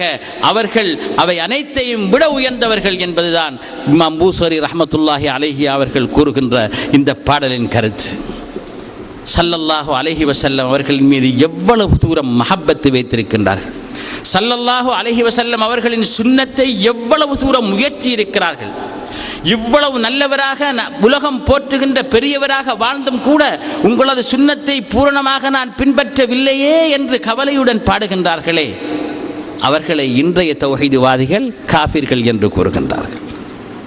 நாயகமே உங்களது சுன்னத்திற்கு நான் அநியாயம் செய்துவிட்டேன் என்று கூறுகின்றார்கள் இமாம் பூசரி ரஹ்மத்துல்லாஹி அலைஹி அவர்கள். அதாவது உங்களது சுன்னத்தை 100க்கு 100 நான் பின்பற்ற முடியவில்லையே, என்னை மன்னித்து விடுங்கள் என்று அவர்கள் கூறுகின்றார்கள். ஆனால் இவர்களோ பூசரி ஒரு காஃபிர் அல்லது ஒரு முஷ்ரிக் என்று வாய் கூசாமல் கூறுகின்றார்கள். நஊது பில்லாஹி சுப்ஹானஹு வ தஆலா மின் ஹாஸ். இமாம் பூசரி ரஹ்மத்துல்லாஹி அலைஹி அவர்களின் புர்தாவிற்கு அல்லாஹ் செய்த பரக்கத் இந்த சர்வதேசத்திலும் நான் ஏற்கனவே கூறியது போன்று அது ஓதப்பட்டு வருகின்றது. பல பெரியார்களினால் பல சமூகங்களில் இதன் பரக்கத்து பரிசோதிக்கப்பட்டிருக்கின்றது. புர்தாவும் புர்தாவை எழுதியவரும் காபிர்கள் என்று சொன்னாலும் மக்காவிலும் மதீனாவிலும் புர்தாவை வாரந்தோறும் ஓதுகின்ற முஸ்லிம்கள், மக்கத்து முஸ்லிம்கள், மதீனத்து முஸ்லிம்கள் இருந்து கொண்டே இருக்கின்றார்கள். அப்படிப்பட்ட ஒரு பெரியவர் தான் அண்மையிலே காலம் சென்ற மௌலானா முஹம்மது அலவில் மாலிகி அவர்கள். மக்கத்திலே இருந்த மாபெரும் அறிஞர்கள் ஒருவரான அலவில் மாலிகி அவர்களின் மகன் அவர். சில நேரம் இலங்கைக்கும் வந்திருக்கலாம் என்று நினைக்கிறேன். ஹரம் ஷரீஃபிலே தர்ஸ் நடத்தியவர்கள். ஆனால் அவர் சூஃபித்துவ போக்குள்ளவர் என்று பின்பாஸ் முறையிட்டதன் காரணத்தினால் அவர் ஹரம் ஷரீஃபிலே படித்துக் கொடுக்க கூடாது என்று தடை விதித்தார்கள். வசீலா கேடுவது ஆகும் என்று புத்தகம் எழுதிய காரணத்தினால் அவருக்கு எதிராக எத்தனையோ முயற்சிகள் செய்து அவர் கொல்லப்பட வேண்டும், அவர் ஒரு முர்த்தத் என்று கூட அங்கே ஃபத்வா கொடுத்தார்கள். பின் அவரது நடவடிக்கைகளை அவரது வீட்டிற்குள் வைத்துக் கொள்ளட்டும், வெளியே வைத்துக் கொள்ள வேண்டாம் என்று கூறினார்கள். அவரது வீடு ஒரு திக்ர் மஜ்லிஸ், ஹதரா மஜ்லிஸ், மௌலிது மஜ்லிஸ் நடத்துகின்ற ஒரு சென்டராக இருந்தது. ஹஜ்ஜி காலங்களிலே உலகின் பல பாகங்களிலும் இருந்து வருகின்ற பெரியார்கள், சூஃபியாக்கள், அஹ்லு சுன்னத் வல் ஜமாஅத்தினை சேர்ந்தவர்கள் பெரும்பாலும் அங்கே கூடி மௌலிது மஜ்லிஸ், ஸலவாத் மஜ்லிஸ் நடத்துவார்கள். சஃபாவிற்கு மிகவும் நெருக்கி அண்மையிலே தான் அவர்கள் அது வீடு இருந்தது. மக்கத்திலும் மதீனாவிலும் உள்ள சர்வகலாசாலைகளில் படிக்கின்ற மலேசியா அல்லது இந்தோனேஷியாவை சேர்ந்த மாணவர்களை வீட்டிற்கு அழைத்து வந்து மௌலிது ஓத வைத்து அவர்களுக்கு காசும் கொடுத்து அனுப்புவார்கள். அவர்கள் அண்மையிலே மரணித்த பொழுது மக்காவுக்கு ஹரம் ஷரீஃபுக்கு அவர்களுடைய ஜனாசா எடுத்து செல்லப்பட்ட பொழுது அவர்களது ஜனாசாவை தொழுவிக்க மக்காவின் இமாம்களில் ஒருவரான சுதைஸ், நீங்கள் டெலிவிஷனிலே கண்டிருப்பீர்கள், ரமதானிலே தராவிஹ் தொழுகை நடத்துகின்றவர். அவர் 100க்கு 100 வஹாபி என்ற காரணத்தினால், உள்மனதிலே அலவி மாலிகி ஒரு காபிர் என்று அவர் நம்புகின்ற காரணத்தினால் அவரின் ஜனாசா தொழுகையை நடத்துவதற்கு அவர் மறுத்தார், நடத்தவில்லை. இந்த அளவிற்கு அவர்கள் ஸல்லல்லாஹு அலைஹி வஸல்லம் அவர்களை புகழ்பவர்களை கருதுகின்றார்கள் என்றால் பார்த்துக் கொள்ளுங்கள். இறுதியாக ஹரம் ஷரீஃபிலே உள்ள மற்ற இமாம் தான் அந்த ஜனாசாவை முன்வந்து தொழுவித்தார். ஜனாசா அடக்கம் செய்ததன் பின் கிங் அப்துல்லா அவர்கள் அலவி மாலிகியின் வீட்டிற்கு சென்று அனுதாபம் தெரிவித்து விட்டு, அவர் இந்த சவுதி அரேபியாவிற்கு பெரும் சேவை செய்தவர், அவருடைய சேவை எங்களுக்கு தேவை, அவருடைய பணியை தொடர வேண்டும் என்று அங்கிருந்தவர்களுக்கு கூறிவிட்டு வந்தார். ஆனால் சுதைஸ் அவருக்குரிய ஜனாசா தொழுகையை தொழுவதற்கு அவரது மனம் விட்டு கொடுக்கவில்லை. ஏன்? ஸல்லல்லாஹு அலைஹி வஸல்லம் அவர்களின் ஹுப் அவர்களுடைய கல்பிலே உள்போகவில்லை. அதனால் தான் ரசூலுல்லாவை புகழ வேண்டும் என்று சொல்லுகின்ற ஒருவரின் ஜனாசாவுக்கு இமாமத்து செய்வதற்கு அவர் மறுக்கிறார். ஆனால் அவர் என்ன செய்கின்றார்? கிங் ஃபஹத் மரணித்ததன் பின் புதிய மன்னருக்காக பையத் எடுக்கப்பட்டு கொண்டிருக்கின்ற நேரத்திலே சில ஊசலாடல்கள், சிலர் பையத் கொடுக்காமல் இருக்கலாம், சில எதிர்ப்புகள் இருக்கிறது என்று கருதப்பட்ட நேரத்திலே ஹரம் ஷரீஃபிலே மக்கா பள்ளியிலே குத்துபாவை ஓதுகின்ற பொழுது என்ன சொன்னார்? யார்? அவர் சொன்ன அரபியிலே சொன்ன அதே வார்த்தை, மல்லம் யுபாயில் மலிக் அப்துல்லாஹ் மாத மீதத்தன் ஜாஹிலியா. கிங் அப்துல்லாவுக்கு யார் மன்னராக பையத் செய்யவில்லையோ அவர் காபிராக மரணித்து விடுவார். இவ்வாறு மக்கா பள்ளியிலே மிம்பரிலே குத்பா ஓதுகின்றார் என்றால் அவர் உண்மையிலேயே அலவி மாலிக் அவர்களின் ஜனாசாவிற்கு இமாமத்தாக நிற்க தகுதியற்றவர். அதனால் தான் அல்லாஹு தஆலா அவரை தள்ளிவிட்டு வேறு ஒருவரை அங்கே ஜனாசா தொழ அனுப்பினார். எப்போது ஒரு முஸ்லிமின் கல்பில் ஸல்லல்லாஹு அலைஹி வஸல்லம் அவர்களின் மஹப்பத் மலரவில்லையோ அவன் இவ்வாறு தான் இருப்பான். அதனால் தான் ஒரு முஸ்லிமின் முகத்திலே இருக்க வேண்டிய மறுமலர்ச்சி, செழிப்பு இன்றைய நவீன தௌஹீத்வாதிகளிடம் அல்லது வஹாபிகளிடம் காணப்படுவதில்லை. பெற்றாருக்கு முன்னும், ஆசிரியருக்கு முன்னும், பெரியவர்களுக்கு முன்னும் பாருங்கள், உண்மையிலேயே பயங்கரவாதிகள் போன்று அவர்களது முகங்கள் காட்சி அளிக்கின்றன. ஏன்? அந்த முகத்தை செழிக்க வைக்கக்கூடிய மஹப்பத் உள்ளத்திலே இல்லை. அகத்தில் இருப்பது முகத்தில் தெரியும். உள்ளம் நூறுள்ளதாக இருந்தால் முகத்திலே அந்த நூறு பிரகாசிக்கும். இந்த உலகத்திற்கே நூறான ஸல்லல்லாஹு அலைஹி வஸல்லம் அவர்களை ஒருவன் மறுத்து நிற்கின்ற பொழுது, அந்த நூரை ஏற்க மறுக்கின்ற பொழுது, ஸல்லல்லாஹு அலைஹி வஸல்லம் அவர்களை நூர் என்று கூறுபவன் காபிர் என்று அவன் கூறுகின்ற பொழுது எவ்வாறு அவனது முகத்திலே நூர் பிரகாசிக்க முடியும்? நான் சொல்வது பொய் என்றால் நீங்கள் பாருங்கள், வெளியே சென்று பாதையிலே தௌஹீதுவாதிகளை பாருங்கள், இன்றைய புதிய தௌஹீத் பிரச்சாரம் செய்கின்றவர்களை பாருங்கள், அவர்களது முகங்களை பாருங்கள். ஒரு முஸ்லிமிடம் இருக்க வேண்டிய முகச் செழிப்பு மலர்ச்சி இருக்கின்றதா? அழகான தோற்றமுள்ளவர்கள், ஆனால் அந்த மலர்ச்சி இல்லை. அவர்களை பார்க்க பயம் பெறுகிறது. சலாம் சொல்வதற்கு கூட பயம் பெறுகின்றது ஒரு மனிதனுக்கு. இஸ்லாமிய பாரம்பரியங்கள் என்ன என்ன நல்ல பாரம்பரியங்கள் இருந்தனவோ அவை அனைத்தையும் ஒழித்து கட்டுவதை அவர்களது மார்க்கமாக என்று கொண்டிருக்கிறார்கள். அதனால் தான் வேண்டுமென்று பள்ளிக்கு தொழுவர் என்பது தொப்பி இல்லாமல் வருகின்றார்கள். சிலர்கள் இன்றைய பிரச்சாரர்கள் தொப்பி போடுவது நாயகம் செய்தார்களா செய்யவில்லையா என்ற கேள்வியை விட்டு விடுவோம். குர்ஆனில் வந்திருக்கின்றதா இல்லையா என்பதை நாங்கள் விட்டு விடுவோம். சில பெரியார்கள் தொப்பி போடுவதை கட்டாயமாக்கி இருக்கின்றார்கள். சில அறிஞர்களின் கருத்துப்படி தொப்பி போடுவது கட்டாயமான ஒரு சுன்னத்.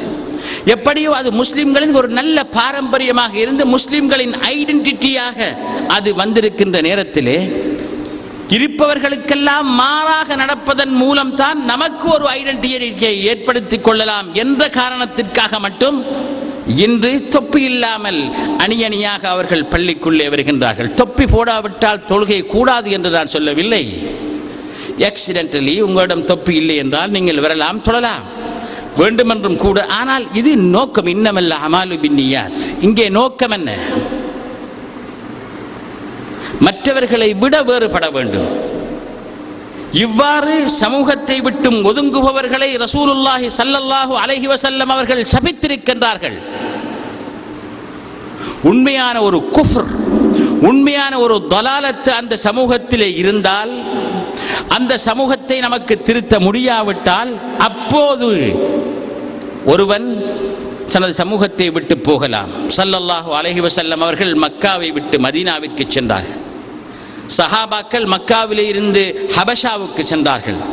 அப்படிப்பட்ட ஒரு நிலைமையில் ஒரு ஊர் இருக்கும் என்றால் அவர்கள் விட்டுவிடலாம், மாறு செய்யலாம், இந்த சமுதாயத்தில் இருந்து ஒதுங்கி நடக்கலாம். ஆனால் அவர்கள் முஸ்லிம் சமுதாயத்திலே இருந்து கொண்டு லா இலாஹ இல்லல்லாஹ் முஹம்மதுர் ரசூலுல்லாஹ் என்று கூறுகின்ற அந்த சமுதாயத்திலே இருந்து கொண்டு பள்ளி வாயலுக்கு 5 வேளையும் தொழுகைக்கு வருகின்ற அந்த சமுதாயத்தினரை புரத்தி நடத்துகின்றார்கள் என்றால் இஸ்லாத்திற்கும் அவர்களுக்கும் எவ்வளவு தூரம் என்பதை நாங்கள் உண்மையிலேயே சிந்தித்து பார்க்க வேண்டும். அதனால்தான் அன்றைய எமது மூதாதையர்களின் தர்பியா முறை மீண்டும் உயிர்ப்பிக்கப்பட்டு எமது சமுதாயத்திலே நடைமுறைப்படுத்தப்பட வேண்டும். அந்த தர்பியா முறைகளில் ஒன்றுதான் புர்தா. நீங்கள் கருத்தை விளங்கி ஓத வேண்டும் என்று கூறினேன். அவ்வாறு தெரியாவிட்டாலும் கூட அந்த புர்தாவின் பரக்கத் அவ்வளவு அற்புதமானது.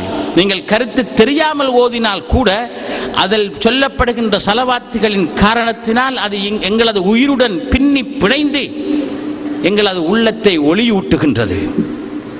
எங்களது குழந்தைகளுக்கு அதபை கற்றுக் கொடுக்கின்றது. எங்களது குழந்தைகளுக்கு ஸல்லல்லாஹு அலைஹி வஸல்லம் அவர்களின் மஹப்பத்தினை அவர்களில் வளர்க்கின்றது. அல்லாஹ் சுப்ஹானஹு வ தஆலா இந்த புர்தாவுக்கு கொடுத்திருக்கின்ற அந்த மகத்துவம், இந்த உலகமெல்லாம் இன்று அது ஓதப்படுகின்றது என்றால் அதை நாங்கள் ஸ்ரீலங்காவிலே நமது சமுதாயங்களிலே ஒதுக்கிவிடக்கூடாது. ஏன் இப்படிப்பட்ட நடைமுறைகளை இமாம் பூசரி அவர்களின் புர்தாவை போன்ற மௌலிதுகளை ஓதுவதை எங்களது பெரியார்கள் நமது சமுதாயங்களிலே அறிமுகம் செய்தார்கள்? ஏன்? இன்று இஸ்லாத்தை பொறுத்தவரை ஒரு very basic foundation of Islam மறுக்கப்பட்டு மறைக்கப்பட்டு ஒதுக்கப்பட்டிருக்கின்றது.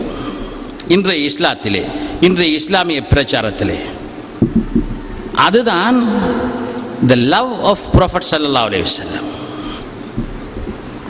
The very basic foundation of Islam is the love of Allah and the love of Prophet sallallahu alaihi wasallam, nothing else.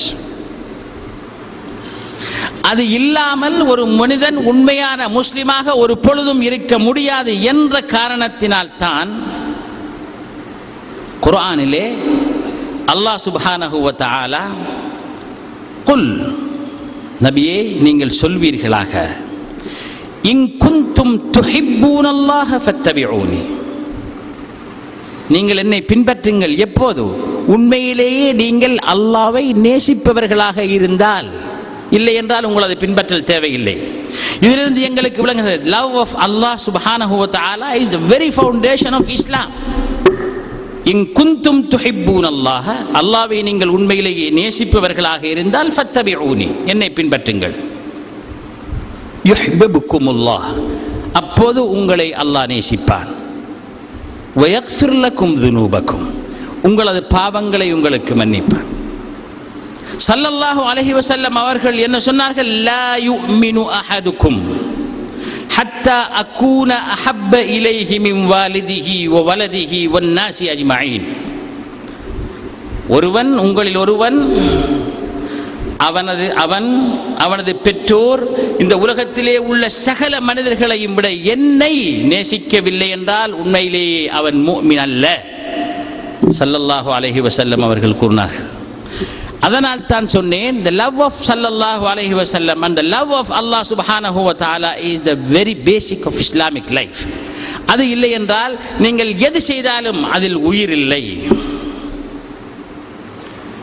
அதற்காகத்தான் அல்லாஹ் சுப்ஹானஹு வ தஆலா இன்னும் ஒரு ஆயத்திலே என்ன கூறுகிறான்? அந்த லவ் இருக்க வேண்டும் என்பதை உறுதிப்படுத்துவதற்காக, அதுதான் ஒருவனை உண்மையான மூமினாக ஆக்கக்கூடிய சக்தி உள்ளது என்பதற்காகத்தான் வேறு ஒரு ஆயத்திலே அல்லாஹ் கூறுகிறான், ஒமை யர்தத்த மின்கும் அன் தீனிஹி, எவன் உங்களில் ஒருவர் எவன் மார்க்கத்தை விட்டு வெளியாகி விடுகின்றானோ, முர்த்தத்தாகி விடுகின்றானோ.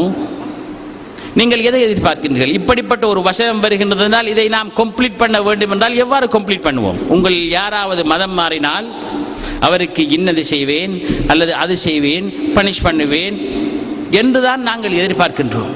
ஆனால் அல்லாஹ் என்ன சொல்கிறான் தெரியுமா? ஒமை யர்தத்த மின்கும் அன் தீனிஹி, யார் உங்களது மதத்திலிருந்து மாறுகின்றாரோ, முர்த்தத்தாகின்றாரோ, ஃபஸௌஃப யஅத்தில்லாஹு பிகௌமின் யுஹிப்புஹும் வ யுஹிப்பூனஹு. அல்லாஹ் நீங்கள் முர்த்தத்தாகிவிட்டால் வேறு ஒரு சமூகத்தை கொண்டு வருவான். எப்படிப்பட்ட சமூகம் என்றால், அல்லாஹுவை அவர்கள் பூரணமாக நேசிப்பார்கள், அல்லாஹும் அவர்களை பூரணமாக நேசிப்பார். அப்படிப்பட்ட ஒரு சமுதாயத்தை கொண்டு வருவேன் நீங்கள் முர்த்தத்துகளானால் என்று அல்லாஹ் கூறுகின்றான். என்றால் ஒருவன் முர்த்தத்தாக மாறுவதற்கும் தீனிலே நிலைத்திருப்பதற்கும் உரிய காரணம் ஹுப்புல்லாஹ், அல்லாஹுவின் மீது அவன் கொள்கின்ற லவ். ஏனென்றால் அல்லாஹுவின் அடியானாக அவனை பூரணமாக ஏற்றி நான் நடக்க வேண்டும் என்றால் என்னை முற்றாக புறக்கணித்து அவனுக்கு என்னை சமர்ப்பணிக்க வேண்டும். அதுதான் இஸ்லாம். சப்மிஷன் டு அல்லாஹ் சுப்ஹானஹு வ தஆலா. ஒருவன் காதலனாக மாறும் வரை பூரணமாக சப்மிட் பண்ண முடியாது. ஒருவன் ஒருவளை காதலித்தால் அவளுக்காக எதையும் தாங்க அவன் தயாராக இருக்கிறான். உச்சி வெயிலிலே பாதையிலே பாதை அணியின்றி அவளுக்காக காத்திருக்க வேண்டுமென்றால் அவன் காத்திருக்க தயார். அவளை திருப்திப்படுத்துவதற்காக எது செய்ய வேண்டுமோ அவை அனைத்தையும் எவ்வாறோ எந்த திருகுதாளம் போட்டாவது அவன் செய்ய பார்க்கிறான். எனக்கு இதை நீ செய்தால்தான் நான் உன்னோடு வருவேன் என்று அவள் கூறினால் அதை எவ்வாறு தன்னை விற்றாவது செய்வதற்கு தயாராக இருக்கிறான் மனிதன். இது மனித இயற்கை. ஏன்? அவன் அவளை காதலிக்கிறான் என்பதற்காக. ஒரு காதல் மட்டும்தான் ஒருவனை தியாகத்திற்கு தூண்டும். தனது நஃப்ஸ் சொல்லுகின்ற வழியிலே செல்லாது அனைத்தையும் தியாகம் செய்து அல்லாஹுவின் வழியை ஏற்று அந்த வழியிலே பூரணமாக தன்னை அர்ப்பணித்து ஒருவன் வாழ வேண்டும் என்றால் அந்த நிலையை ஒருவனுக்கு ஏற்படுத்தக்கூடியது காதல். அல்லாஹுவை காதலிக்கின்ற பொழுது அப்போது அவனுக்கு தனது காதலியை திருப்திப்படுத்துவதுதான் நோக்காக இருக்கும். அல்லாஹுவின் காதல் மஹப்பத் மேலோங்கி அவனது உள்ளத்தையும் சிந்தனையையும் நிரப்பிவிடும் என்றால் அந்த காதலியை அவன் திருப்திப்படுத்துவதுதான் அவரது நோக்கம். சாதாரண வாழ்க்கையிலே காதலிப்பவர்கள் இரவைக்கு 1:30 மணிக்குத்தான் நீ என்னை சந்திக்க முடியும் என்று கூறினால் என்ன செய்வார்கள்? படுத்தெழும்புவார்கள் 12 மணிக்கு, அல்லது படுக்காமலே காத்திருப்பார்கள் 1:30 மணியை. அல்லாஹுவை காதலிக்கின்ற ஒருவன், அடியானே நான் நடுநிசியிலே வருகின்றேன் அல்லது ஃபஜருக்கு முன் சஹருடைய நேரத்திலே வருகின்றேன் உன்னை தேடி, உனது பாவங்களை மன்னிப்பதற்காக என்னை சந்திக்க வேண்டும் என்றால் அந்த நேரத்திலே எழுந்து வா என்று சொன்னால் அல்லாஹுவை ஒரு காதலியாக ஏற்று நடப்பவன் மட்டும்தான் அதை செய்ய முடியும், வேறு யாரும் செய்ய முடியாது. அல்லாஹுவின் மஹப்பத் அந்த கல்விலே நிறைந்திருந்தால் கூதல் விளங்காது, வெயில் விளங்காது, கஷ்டம் விளங்காது, நஷ்டம் விளங்காது.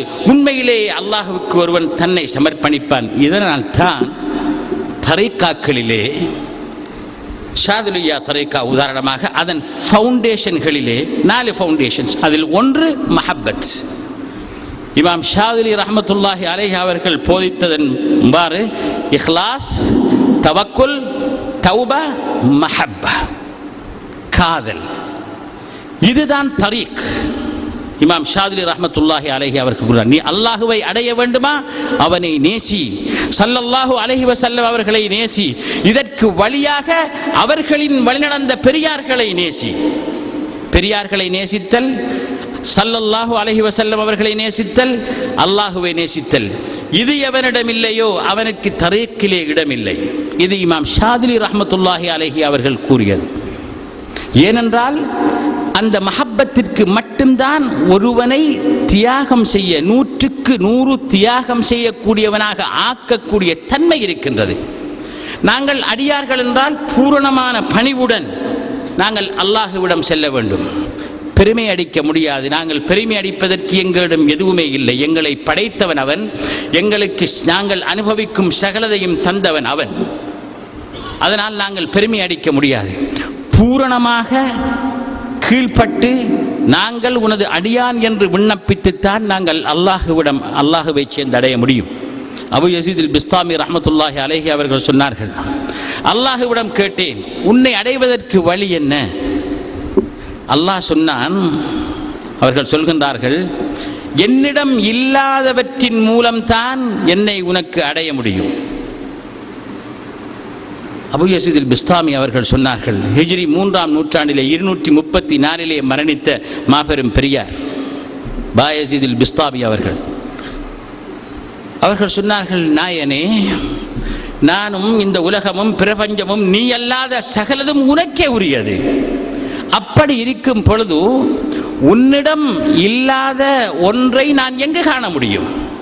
உன்னிடம் இல்லாத ஒன்றை எங்கு நான் தேடி அதன் மூலம் உன்னை அடைய முடியும் என்று அவர்கள் கேட்ட பொழுது அல்லாஹ் அவர்களுக்கு சொல்கிறான், என்னிடம் இல்லாதது வறுமையும் பணிவும் எளிவும். நான் யாருக்கும் அடிமையும் அல்ல, நான் ஒரு வறியவனும் அல்ல. நீ இந்த 2 குணங்களையும் உன்னில் வெளிப்படுத்த முடியுமென்றால் நஃப்சுல் அம்மாராவை கிழித்தறிந்து நஃப்சற்றவனாக, அதுதான் பணிவின் எல்லை. அவ்வாறு இருக்க முடியும் என்றால் அல்லாஹுவின் பால் முழுக்க தேவையுள்ளவனாக, ஃபகீராக உன்னை மாற்ற முடியும் என்றால், ஆரம்ப காலத்திலே ஹிஜ்ரி 3ஆம் 4ஆம் 5ஆம் நூற்றாண்டுகளிலே தஸவ்வுஃபிற்கு கொடுக்கப்பட்ட பெயர்களில் ஒன்று ஃபக்ர். சூஃபியாக்களுக்கு கொடுக்கப்பட்ட பெயர்களில் ஒன்று ஃபகீர், ஃபுகரா. விசேடமாக அதுவும் ஷாதுலியா தரிகாவிலே அபு மதியன் அல் கௌஸ் ரலியல்லாஹு தஆலா அன்ஹு அவர்களின் பாடல்களிலே, அவர்களுடைய எழுத்துக்களிலே சூஃபியாக்களுக்கு ஃபுகரா என்ற சொல்லை அவர்கள் பயன்படுத்தி இருக்கின்றார்கள்.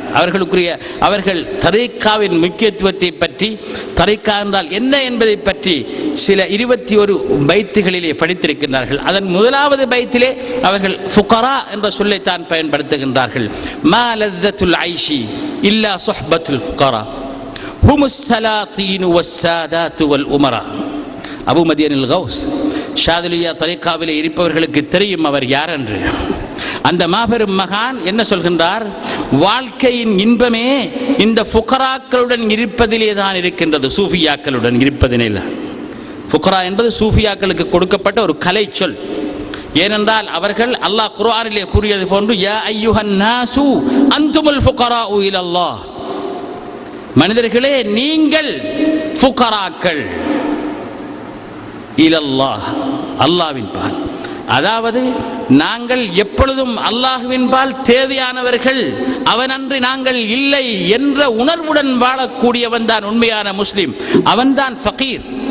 இந்த பெயரைத்தான் சூஃபியாக்களுக்கு அன்று அவர்கள் அறிவித்தார்கள். அபு மதியனில் கௌஸ் அவர்கள் கூறுகின்றார்கள், இந்த ஃபுக்கராக்களுடன் இருப்பதை விட வாழ்க்கையில் சீதேவித்தனம் சந்தோஷம் எங்கே இருக்கிறது? மா லத்தத்துல் ஐஷி இல்லா சுஹ்பத்துல் ஃபுகரா ஹுமுஸ் ஸலாத்தீனு வஸ்ஸாதாத்து வல் உமரா. அவர்கள்தான் மன்னர்கள், அவர்கள்தான் தலைவர்கள், அவர்கள்தான் பெரியார்கள். அதனால் தான் சில கலீஃபாக்கள் சொல்லியிருக்கின்றார்கள், சில சூஃபியாக்கள் சொல்லியிருக்கின்றார்கள். பெரும்பாலும் ஜுனைதுல் பக்தாதி ரஹ்மத்துல்லாஹி அலைஹி அவர்களாக இருக்கலாம். இந்த மன்னர்கள், இவ்வுலகத்தை ஆட்சி செய்கின்ற மன்னர்கள், நாங்கள் இருக்கின்ற சந்தோஷத்தையும் மகிழ்ச்சியையும் அறிவார்கள் என்றால் நாங்கள் வாழ்கின்ற இந்த நிலையை எடுத்துக் கொள்வதற்காக அவர்கள் போர் தொடுப்பார்கள் என்று. லஜாலதூனா அலைஹா பிஸ்யூஃப், வாளெடுத்து போர் செய்வார்கள். நாங்கள் வாழ்கின்ற அவரால் அவர்களுக்கு தெரியாது எங்களது இந்த சந்தோஷத்துக்குரிய நிலைமை. நாங்கள் திக்ர் மஜ்லிஸிலே கலந்து கொள்கின்ற பொழுது, பெரிய ஷேகுமார்கள் இருக்கின்ற ஹதராவிலே இருக்கின்ற பொழுது, நமது உணர்வுகள், நமது மனப்பக்குவங்கள், நாம் அனுபவிக்கின்ற வாழ்க்கை முறையிலே நாங்கள் விளங்கிக் கொள்கிறோம். ஸல்லல்லாஹு அலைஹி வஸல்லம் அவர்களின் முன் சஹாபாக்கள் எவ்வாறு இருந்தார்களோ அவ்வாறு நாங்கள் மஷாயிகுமார்களின் முன் இருக்கிறோம். ஸல்லல்லாஹு அலைஹி வஸல்லம் அவர்களின் வாரிசுகளான உலமாஉர் ரப்பானியீன், அப்படிப்பட்ட மஷாயிகுமார்கள் முன் நாம் இருக்கின்ற பொழுது ஸல்லல்லாஹு அலைஹி வஸல்லம் அவர்கள் சஹாபாக்கள் அனுபவித்தவற்றில் ஒரு சிலதையாவது நாங்கள் அனுபவிக்கிறோம். அதைத்தான் அபு மதியனில் கௌஸ் அவர்கள் சொன்னார்கள். அப்படிப்பட்ட ஃபக்ரும் பணிவும் இல்லாமல் ஒரு மனிதன் அல்லாஹுவை அடைய முடியாது. அந்த பணிவை எப்போது நாங்கள் பெற முடியும்?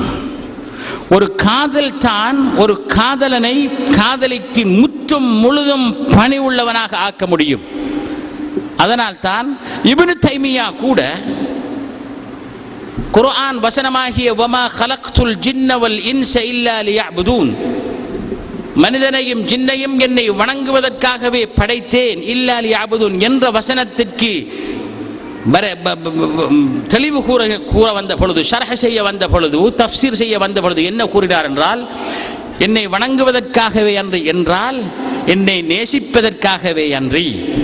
அதன் கருத்து ஏனென்றால் உண்மையிலேயே அல்லாஹ்வை நேசிப்பவன் தான் உண்மையான இபாதத்தாளியாக இருக்க முடியும் என்று இப்னு தைமியா கூட கூறினார். அவர் கூறுவதற்கு காரணம், அவர் காதிரியா தரீக்கத்தைச் சேர்ந்தவர்.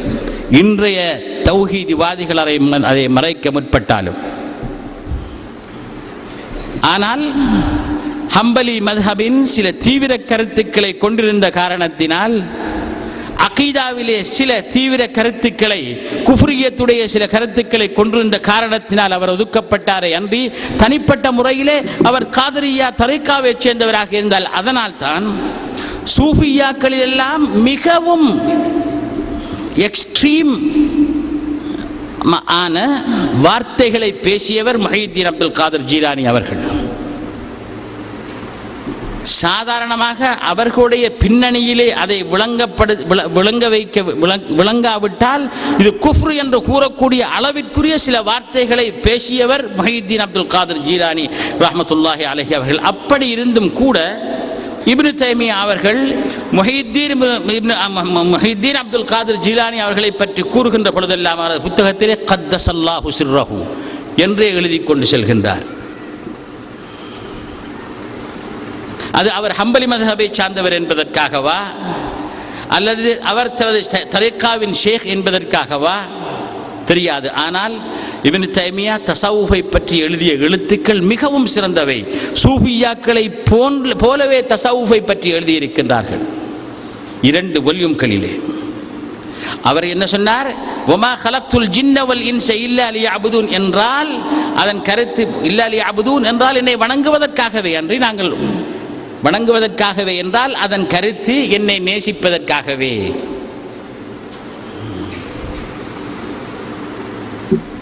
என்னை அறிவதற்காகவே, இல்லா லியஅரிஃபூனி இல்லா லியுஹிப்பூனி, இதுதான் அதன் கருத்து என்று இப்னு தைமியா கூட கூறுகின்ற அளவிற்கு மஹப்பத், இறை காதல், அதன் முக்கியத்துவம் இஸ்லாத்திலே இருக்கின்றது. அதனால்தான் இந்த இறை காதலை நாம் வளர்ப்பதற்கு நமக்கு ஒரே ஒரு வழி ஸல்லல்லாஹு அலைஹி வஸல்லம் அவர்கள். அல்லாஹுவை பற்றி நமக்கு சொல்லித் தந்தவர்கள், அல்லாஹுவை நமக்கு காட்டித் தந்தவர்கள் ஸல்லல்லாஹு அலைஹி வஸல்லம் அவர்கள். அவர்களை மஹப்பத்து வைப்பதன் மூலம் தான் நாங்கள் அல்லாஹுவின் மஹப்பத்தை அடைய முடியும். இதைத்தான் சூஃபியாக்கள் இமாம் அபுல் ஹசன் ஷாதிலி ரஹ்மத்துல்லாஹி அலைஹி அவர்கள் பேசியிருக்கின்றார்கள். அல் ஃபனாஉ ஃபி மஹப்பத்திர் ரசூலி ஸல்லல்லாஹு அலைஹி வஸல்லம். அதாவது ஸல்லல்லாஹு அலைஹி வஸல்லம் அவர்களின் மஹப்பத்திலே ஒரு மனிதன் தன்னை இழக்க வேண்டும். அதுதான் அல்லாஹுவின் மஹப்பத்தை பூரணமாக அடைவதற்கு வழி.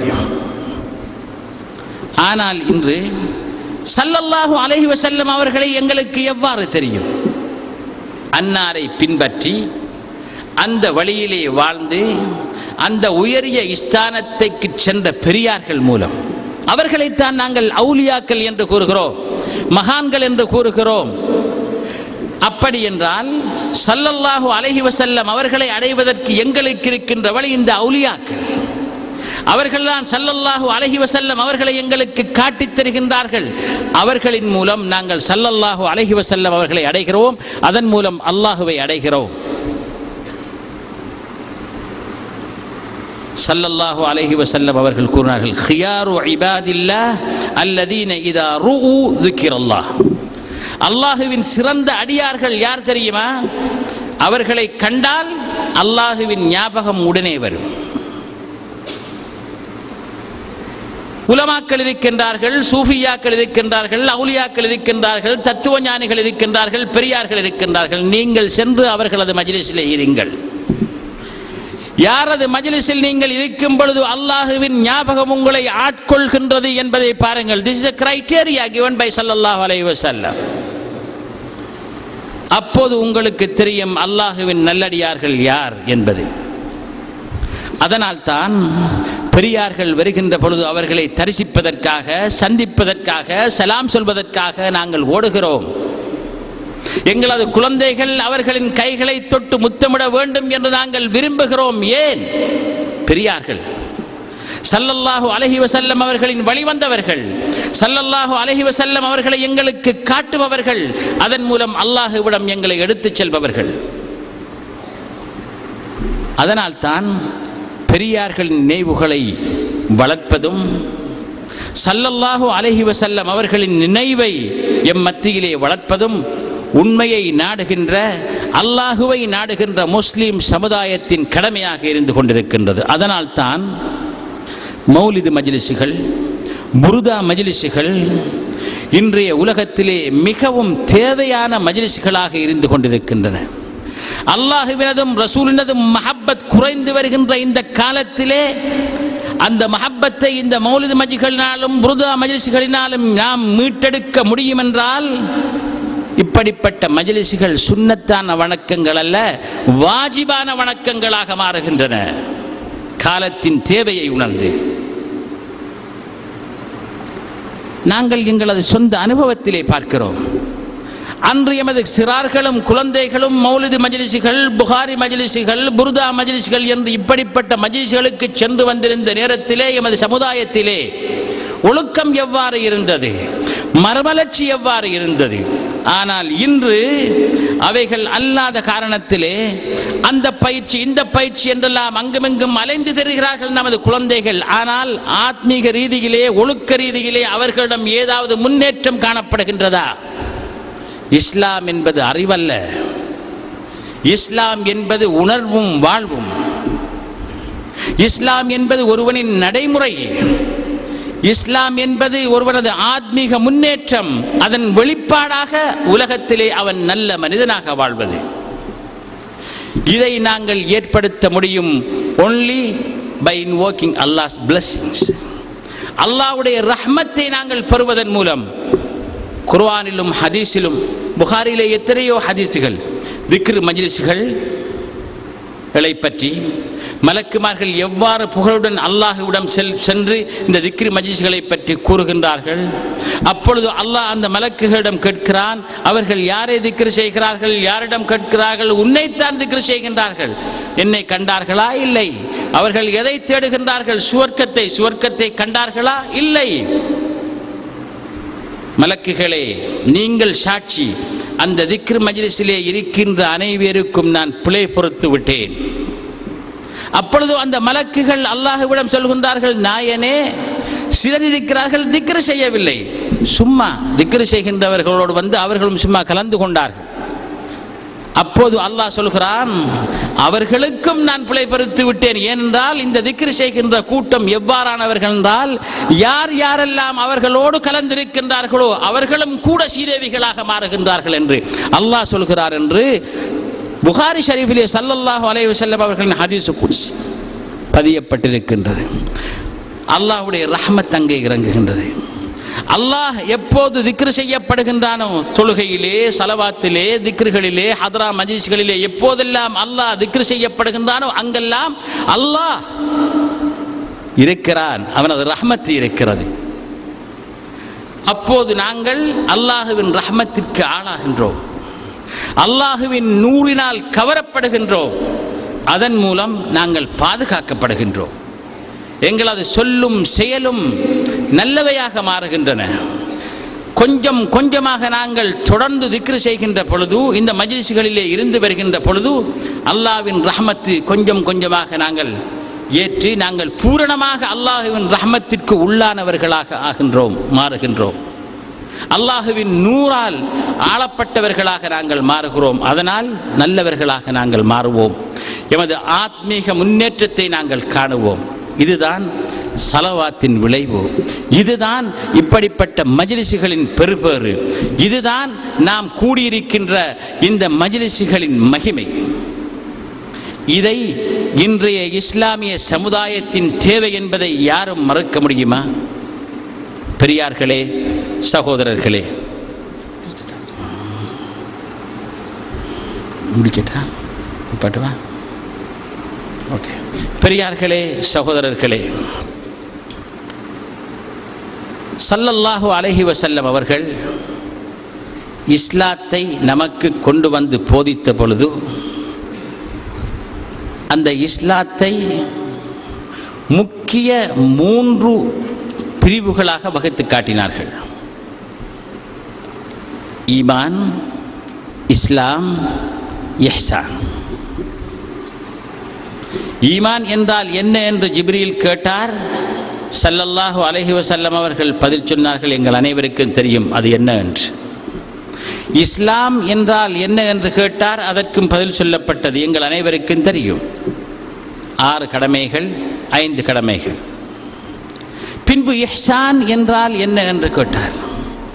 இஹ்சான் என்றால் நன்றி செய்வது, நல்ல முறையில் வேறொன்றை நடத்துவது, அல்லது அழகான முறையிலே ஒன்றை செய்வது. இவை அனைத்தும் இஹ்சானின் பொருள் லிங்குவிஸ்டிக்கலி. ஆனால் இஸ்லாமிய அடிப்படையில் இஹ்சான் என்றால் என்ன என்று கேட்ட பொழுது அங்கு விடை என்ன சொல்லப்பட்டது? ஈமானுக்கும் இஸ்லாமுக்கும் என்ன என்று கேள்வி கேட்கப்பட்ட பொழுது ஸல்லல்லாஹு அலைஹி வஸல்லம் பதில் சொன்னார்கள். இதற்கு பதில் சொல்கின்ற பொழுது எவ்வளவு தூரம் அதை கேட்பவர்களுக்கு அது விளங்கி இருக்கும் என்பது சந்தேகத்திற்குரிய இடமாக இருந்தது. அன் தஅபுதல்லாஹ கஅன்னக தரா, அல்லாஹுவை நீங்கள் நேரிலே பார்ப்பது போன்று வணங்குதல். அந்த பக்குவத்திலே அதை பற்றி சற்று சிந்தித்து பாருங்கள். எப்படிப்பட்ட பக்குவம் அது? அல்லாஹுவை நான் நேரிலே பார்த்திருப்பது போன்று. அல்லாஹுவை நான் நேரிலே பார்க்கின்றேன் என்றால் நான் எப்படி இருப்பேன்? அப்படியான ஒரு நிலையை ஏற்படுத்தித்தான் நான் வணங்க வேண்டும். அல்லாஹுவை வணங்கும் பொழுது மூசா அலைஹிஸ்ஸலாம் அவர்கள், அல்லாஹுவை நான் உன்னை பார்க்க வேண்டும் என்றார். அல்லாஹ் சொன்னான், நீ பார்க்க முடியாது என்று. இல்லை, நான் பார்க்கத்தான் வேண்டும் என்றார் மூசா அலைஹிஸ்ஸலாம் அவர்கள். குர்ஆன் சொல்கின்றது, அல்லாஹ் சொன்னான், மூசாவை அப்படி என்றால் அந்த கல்லை பாருங்கள், அந்த மலைக்கல்லை, அந்த மலையை பாருங்கள், அதில் நான் வெளிப்படுகின்றேன் பாருங்கள். அது அந்த நேரத்திலே அது அந்த கல், அந்த மலை தான் இருப்பது போன்று இருந்தால் அப்போது உங்களுக்கு என்னை காணலாம் என்று சொன்னான் அல்லாஹ். அல்லாஹ் சுப்ஹானஹு வ தஆலா வெளிப்பட்டான். மூசா அலைஹிஸ்ஸலாம் அவர்கள் மயங்கி விழுந்தார்கள், திணறடித்தார்கள். மலை துண்டு துண்டாக நொறுங்கி பறந்தது. இது அல்லாஹ் சுப்ஹானஹு வ தஆலாவினை காணாமல், அல்லாஹ் சுப்ஹானஹு வ தஆலாவின் ஒளி தஜல்லியான போது நடந்த விடயம் இது. காண்பதற்கு அங்கே அல்லது பார்ப்பதற்கு அங்கே மூசா அலைஹிஸ்ஸலாம் இருக்கவில்லை, மயங்கிவிட்டார். அல்லாஹ்வை நாம் நேரடியாக பார்க்கிறோம் என்றால் நமது நிலை எவ்வாறு இருக்கும் என்பதை நீங்கள் சிந்தித்து பாருங்கள். இந்த உதாரணத்தை வைத்து ஹதீஸிலே என்ன சொல்கிறார்கள்? இஹ்சான் இஸ்லாத்தின் முக்கியமான 3இல் 1 அடிப்படை. நீங்கள் வணக்கம் செய்கின்ற பொழுது, எந்த வணக்கமாக இருந்தாலும் சரி, தொழலாம், நோன்பு பிடிக்கலாம், திக்ர் செய்யலாம், எதுவாக இருந்தாலும் சரி, அல்லாஹுவை நீங்கள் நேரில் பார்த்து கொண்டிருப்பது போன்று, அன்தாபுதல்லாஹ கஅன்னக தராஹ், நீங்கள் பார்ப்பது போன்று, பார்த்து கொண்டிருப்பது போன்று என்றால் அந்த பக்குவ நிலையை அடைவதென்றால் நமது நிலை எவ்வாறு இருக்கும் என்று சிந்தித்து பாருங்கள். ஆனால் நாங்கள் அல்லாஹு அக்பர் என்ற கையை கட்டிய பின்தான் எங்களுக்கு மறந்திருந்த சகல விடயங்களும் நினைப்புக்கு வருகின்றன. கடன்காரன், தொழில்காரன், பிஸ்னஸ், நாங்கள் வாழ்க்கையிலே எத்தனையோ மறந்திருந்த விடயங்கள் அனைத்துமே அந்த நேரத்தில் தான் நமக்கு அழகாக ஞாபகம் வருகின்றது. உண்மையான ஒருவன் இஹ்சானின் அடிப்படையிலே தொழுகின்றான் என்றால் தொழும் பொழுது அவனுக்கு அல்லாஹ்வை அன்றி வேறு எதனின் உணர்வும் இருக்க முடியாது. அந்த நிலைக்கு உடனடியாக ஒரு மனிதன் வர முடியாது. ஆனால் வர முடியாது என்பதற்காக அது இல்லை என்பதல்ல அர்த்தம். அவ்வாறு வருவதற்கு ஒருவன் முனைய வேண்டும். அதுதான் தஸவ்வுஃப், அதுதான் தரீகா. அப்படிப்பட்ட ஒரு மனப்பக்குவத்தை ஏற்படுத்துவதற்குரிய அமைப்புகள் தான் இந்த மஜ்லிஸ்கள். இந்த மஜ்லிஸ்களிலே ஒரு பெரியவர் அல்லாஹுவின் ரஹ்மத்தை நமக்கு எடுத்து தரக்கூடிய வகை தகுதியான ஒரு பெரியவரை மையமாக வைத்து நாங்கள் ஒன்று சேர்ந்து திக்ர் செய்கின்ற பொழுது அல்லாஹுவின் பிளஸ்ஸிங்ஸ், ரஹ்மத்துகள், பரக்கத்துகள் அங்கே இறங்கி எங்களை ஆட்கொள்கிறது. அதன் மூலம் நாங்கள் எம்மை மறக்கக்கூடிய, அல்லாஹ்வை விட்டும் எங்களை திசை திருப்புகின்ற எத்தனையோ ஆயிரம் விடயங்களிலிருந்து விடுபட்டு அல்லாஹுவின் சன்னிதானத்தை எங்கள் நினைத்து வாழக்கூடிய ஒரு பக்குவத்தை எங்களுக்கு தருகின்றது இந்த மஜ்லிஸ்கள். அதனால் தான் சஹாபாக்கள் அன்று அவ்வாறு கூறினார்கள். உங்களது மஜ்லிஸிலே இருக்கின்ற பொழுது சஹாபாக்கள் ஸல்லல்லாஹு அலைஹி வஸல்லம் அவர்களுடைய மஜ்லிஸிலே இருக்கின்ற பொழுது அதே செய்தி தான் அவருடைய வீட்டிற்கு போன பிறகும். ஆனால் மனப்பக்குவம் வித்தியாசம் அடைகின்றது. ஏன்? இந்த மஜ்லிஸிலே அல்லாஹுவின் ரஹ்மத், அல்லாஹுவின் நூறான ஸல்லல்லாஹு அலைஹி வஸல்லம் அவர்களிலிருந்து அவர்களது பிரகாசத்தை அங்கே காட்டிக்கொண்டிருக்கின்றார்கள். அதன் கீழ், அதன் தாக்கத்தின் கீழ் இவர்கள் ஆளப்படுகின்றார்கள். தங்களை மறந்த நிலையிலே ஹதீஸ்களிலே நாங்கள் வாசிக்கிறோம். ஸல்லல்லாஹு அலைஹி வஸல்லம் அவர்களின் மஜ்லிஸிலே சஹாபாக்கள் எவ்வாறு இருந்தார்கள் என்பதை கூறப்படுகின்ற பொழுது கஅன்ன அலா ரூஸிஹிமுத் தைர், எவ்வாறு அவர்கள் குனிந்து மௌனமாக இருப்பார்கள் என்றால் அவர்களது தலையிலே பறவைகள் இருப்பது போன்று ஒரு சிறிய அசைவு கூட இல்லை என்பதுதான் அது அர்த்தம். இவ்வாறு அந்த மஜ்லிஸிலே இருந்தார்கள். அப்படிப்பட்ட பிளஸ்ஸிங்களின் மூலம்தான் அவர்கள் ஆளப்படுகின்றார்கள். ஆனால் நமது திறமைக்கு ஏற்ப நாம் அந்த ரஹ்மத்துகளை உள்வாங்குகிறோம். அதனால் தான் சில நேரங்களிலே அங்கே ஏற்றவாட்டம் காணப்படுகின்றது. வீட்டுக்கு செல்கிறோம், மறந்து விடுகின்றோம், நிலை மாறிவிடுகின்றது. அதனால் தான் தொடர்ந்து இவ்வாறான விடயங்களிலே ஈடுபடுகின்ற பொழுது படிப்படியாக கொஞ்சம் கொஞ்சமாக அவனது உள்ளம் பக்குவமடைகின்றது. அதன் மூலம்தான் நாங்கள் இந்த இஹ்சானுடைய மகாமை அடைய முடியும். இஹ்சானுடைய மகாமை ஒருவன் அடைய முடியவில்லை என்றால் அவன் அல்லாஹுவை உண்மையாக வணங்கவில்லை. இவ்வாறு வணங்க இயலாமல் போனால்தான் இரண்டாவது தரஜா, ஸல்லல்லாஹு அலைஹி வஸல்லம் அவர்கள் அந்த ஹதீஸில் என்ன சொல்லப்படுகின்றது? இரண்டாவது தரஜா. அப்படி உனக்கு இயலாவிட்டால் அவனாவது குறைந்தது அவன் உன்னை பார்த்து கொண்டிருக்கிறான் என்றாவது அந்த மனப்பக்குவத்தில் நீ அவனை வணங்க வேண்டும் என்று. அப்படி என்றால் the first preference is அல்லாஹ்வை நாம் காண்கிறோம் என்ற அமைப்பில் அந்த பக்குவத்தில் நாம் அவனை வணங்குவது. அந்த பக்குவத்தில் உள்ளவன் நான் என்று துணிந்து செல்ல இந்த மஜ்லிஸிலே யாராவது இருக்கின்றார்களா?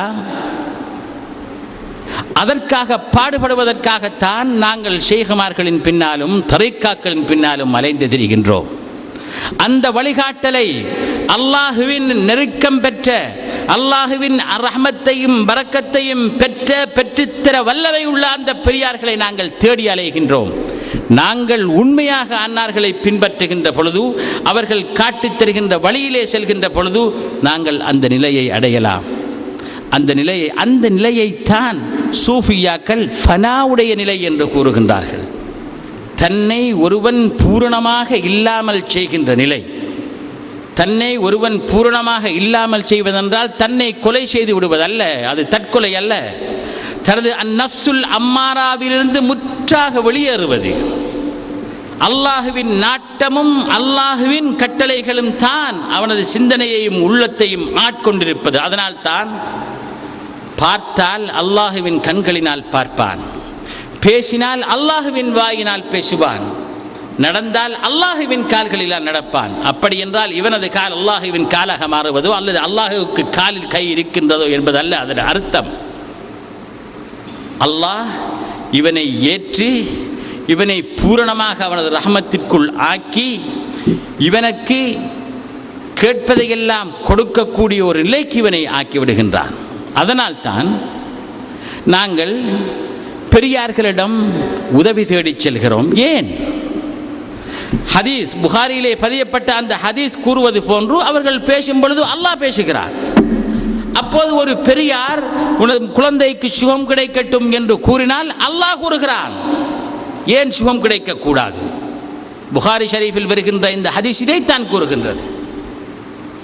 அவன் கேட்டால் நான் ஒரு பொழுதும் கொடுக்காமல் விடமாட்டேன் என்று அல்லாஹ் திட்டவட்டமாக கூறுகிறானே, அதனால் தான் அவரிடம் சென்று துஆ கேளுங்கள் என்று கூறுகிறோம். அல்லாஹ்வை விட்டுவிட்டு எங்கோ செல்கின்றார்கள் என்று நம்மை பார்த்து கூறுகின்றார்கள் நமது சகோதரர்கள். ஆனால் அல்லாஹ் சுப்ஹானஹு வ தஆலா அவரது நல்லடியார்களை இந்த உலகத்திலே இதற்காகத்தான் வைத்திருக்கின்றான். அவர்களுடைய பரக்கத்தும் ரஹமத்தும் இந்த உலகை எவ்வாறு பாதுகாக்கின்றது அல்லது அவைகளை எவ்வாறு அல்லாஹ் காரணங்களாக வைத்திருக்கின்றான் என்பதை புரிவதற்கு ஒருவன் அந்த வழியிலே செல்ல வேண்டும், அனுபவிக்க வேண்டும்.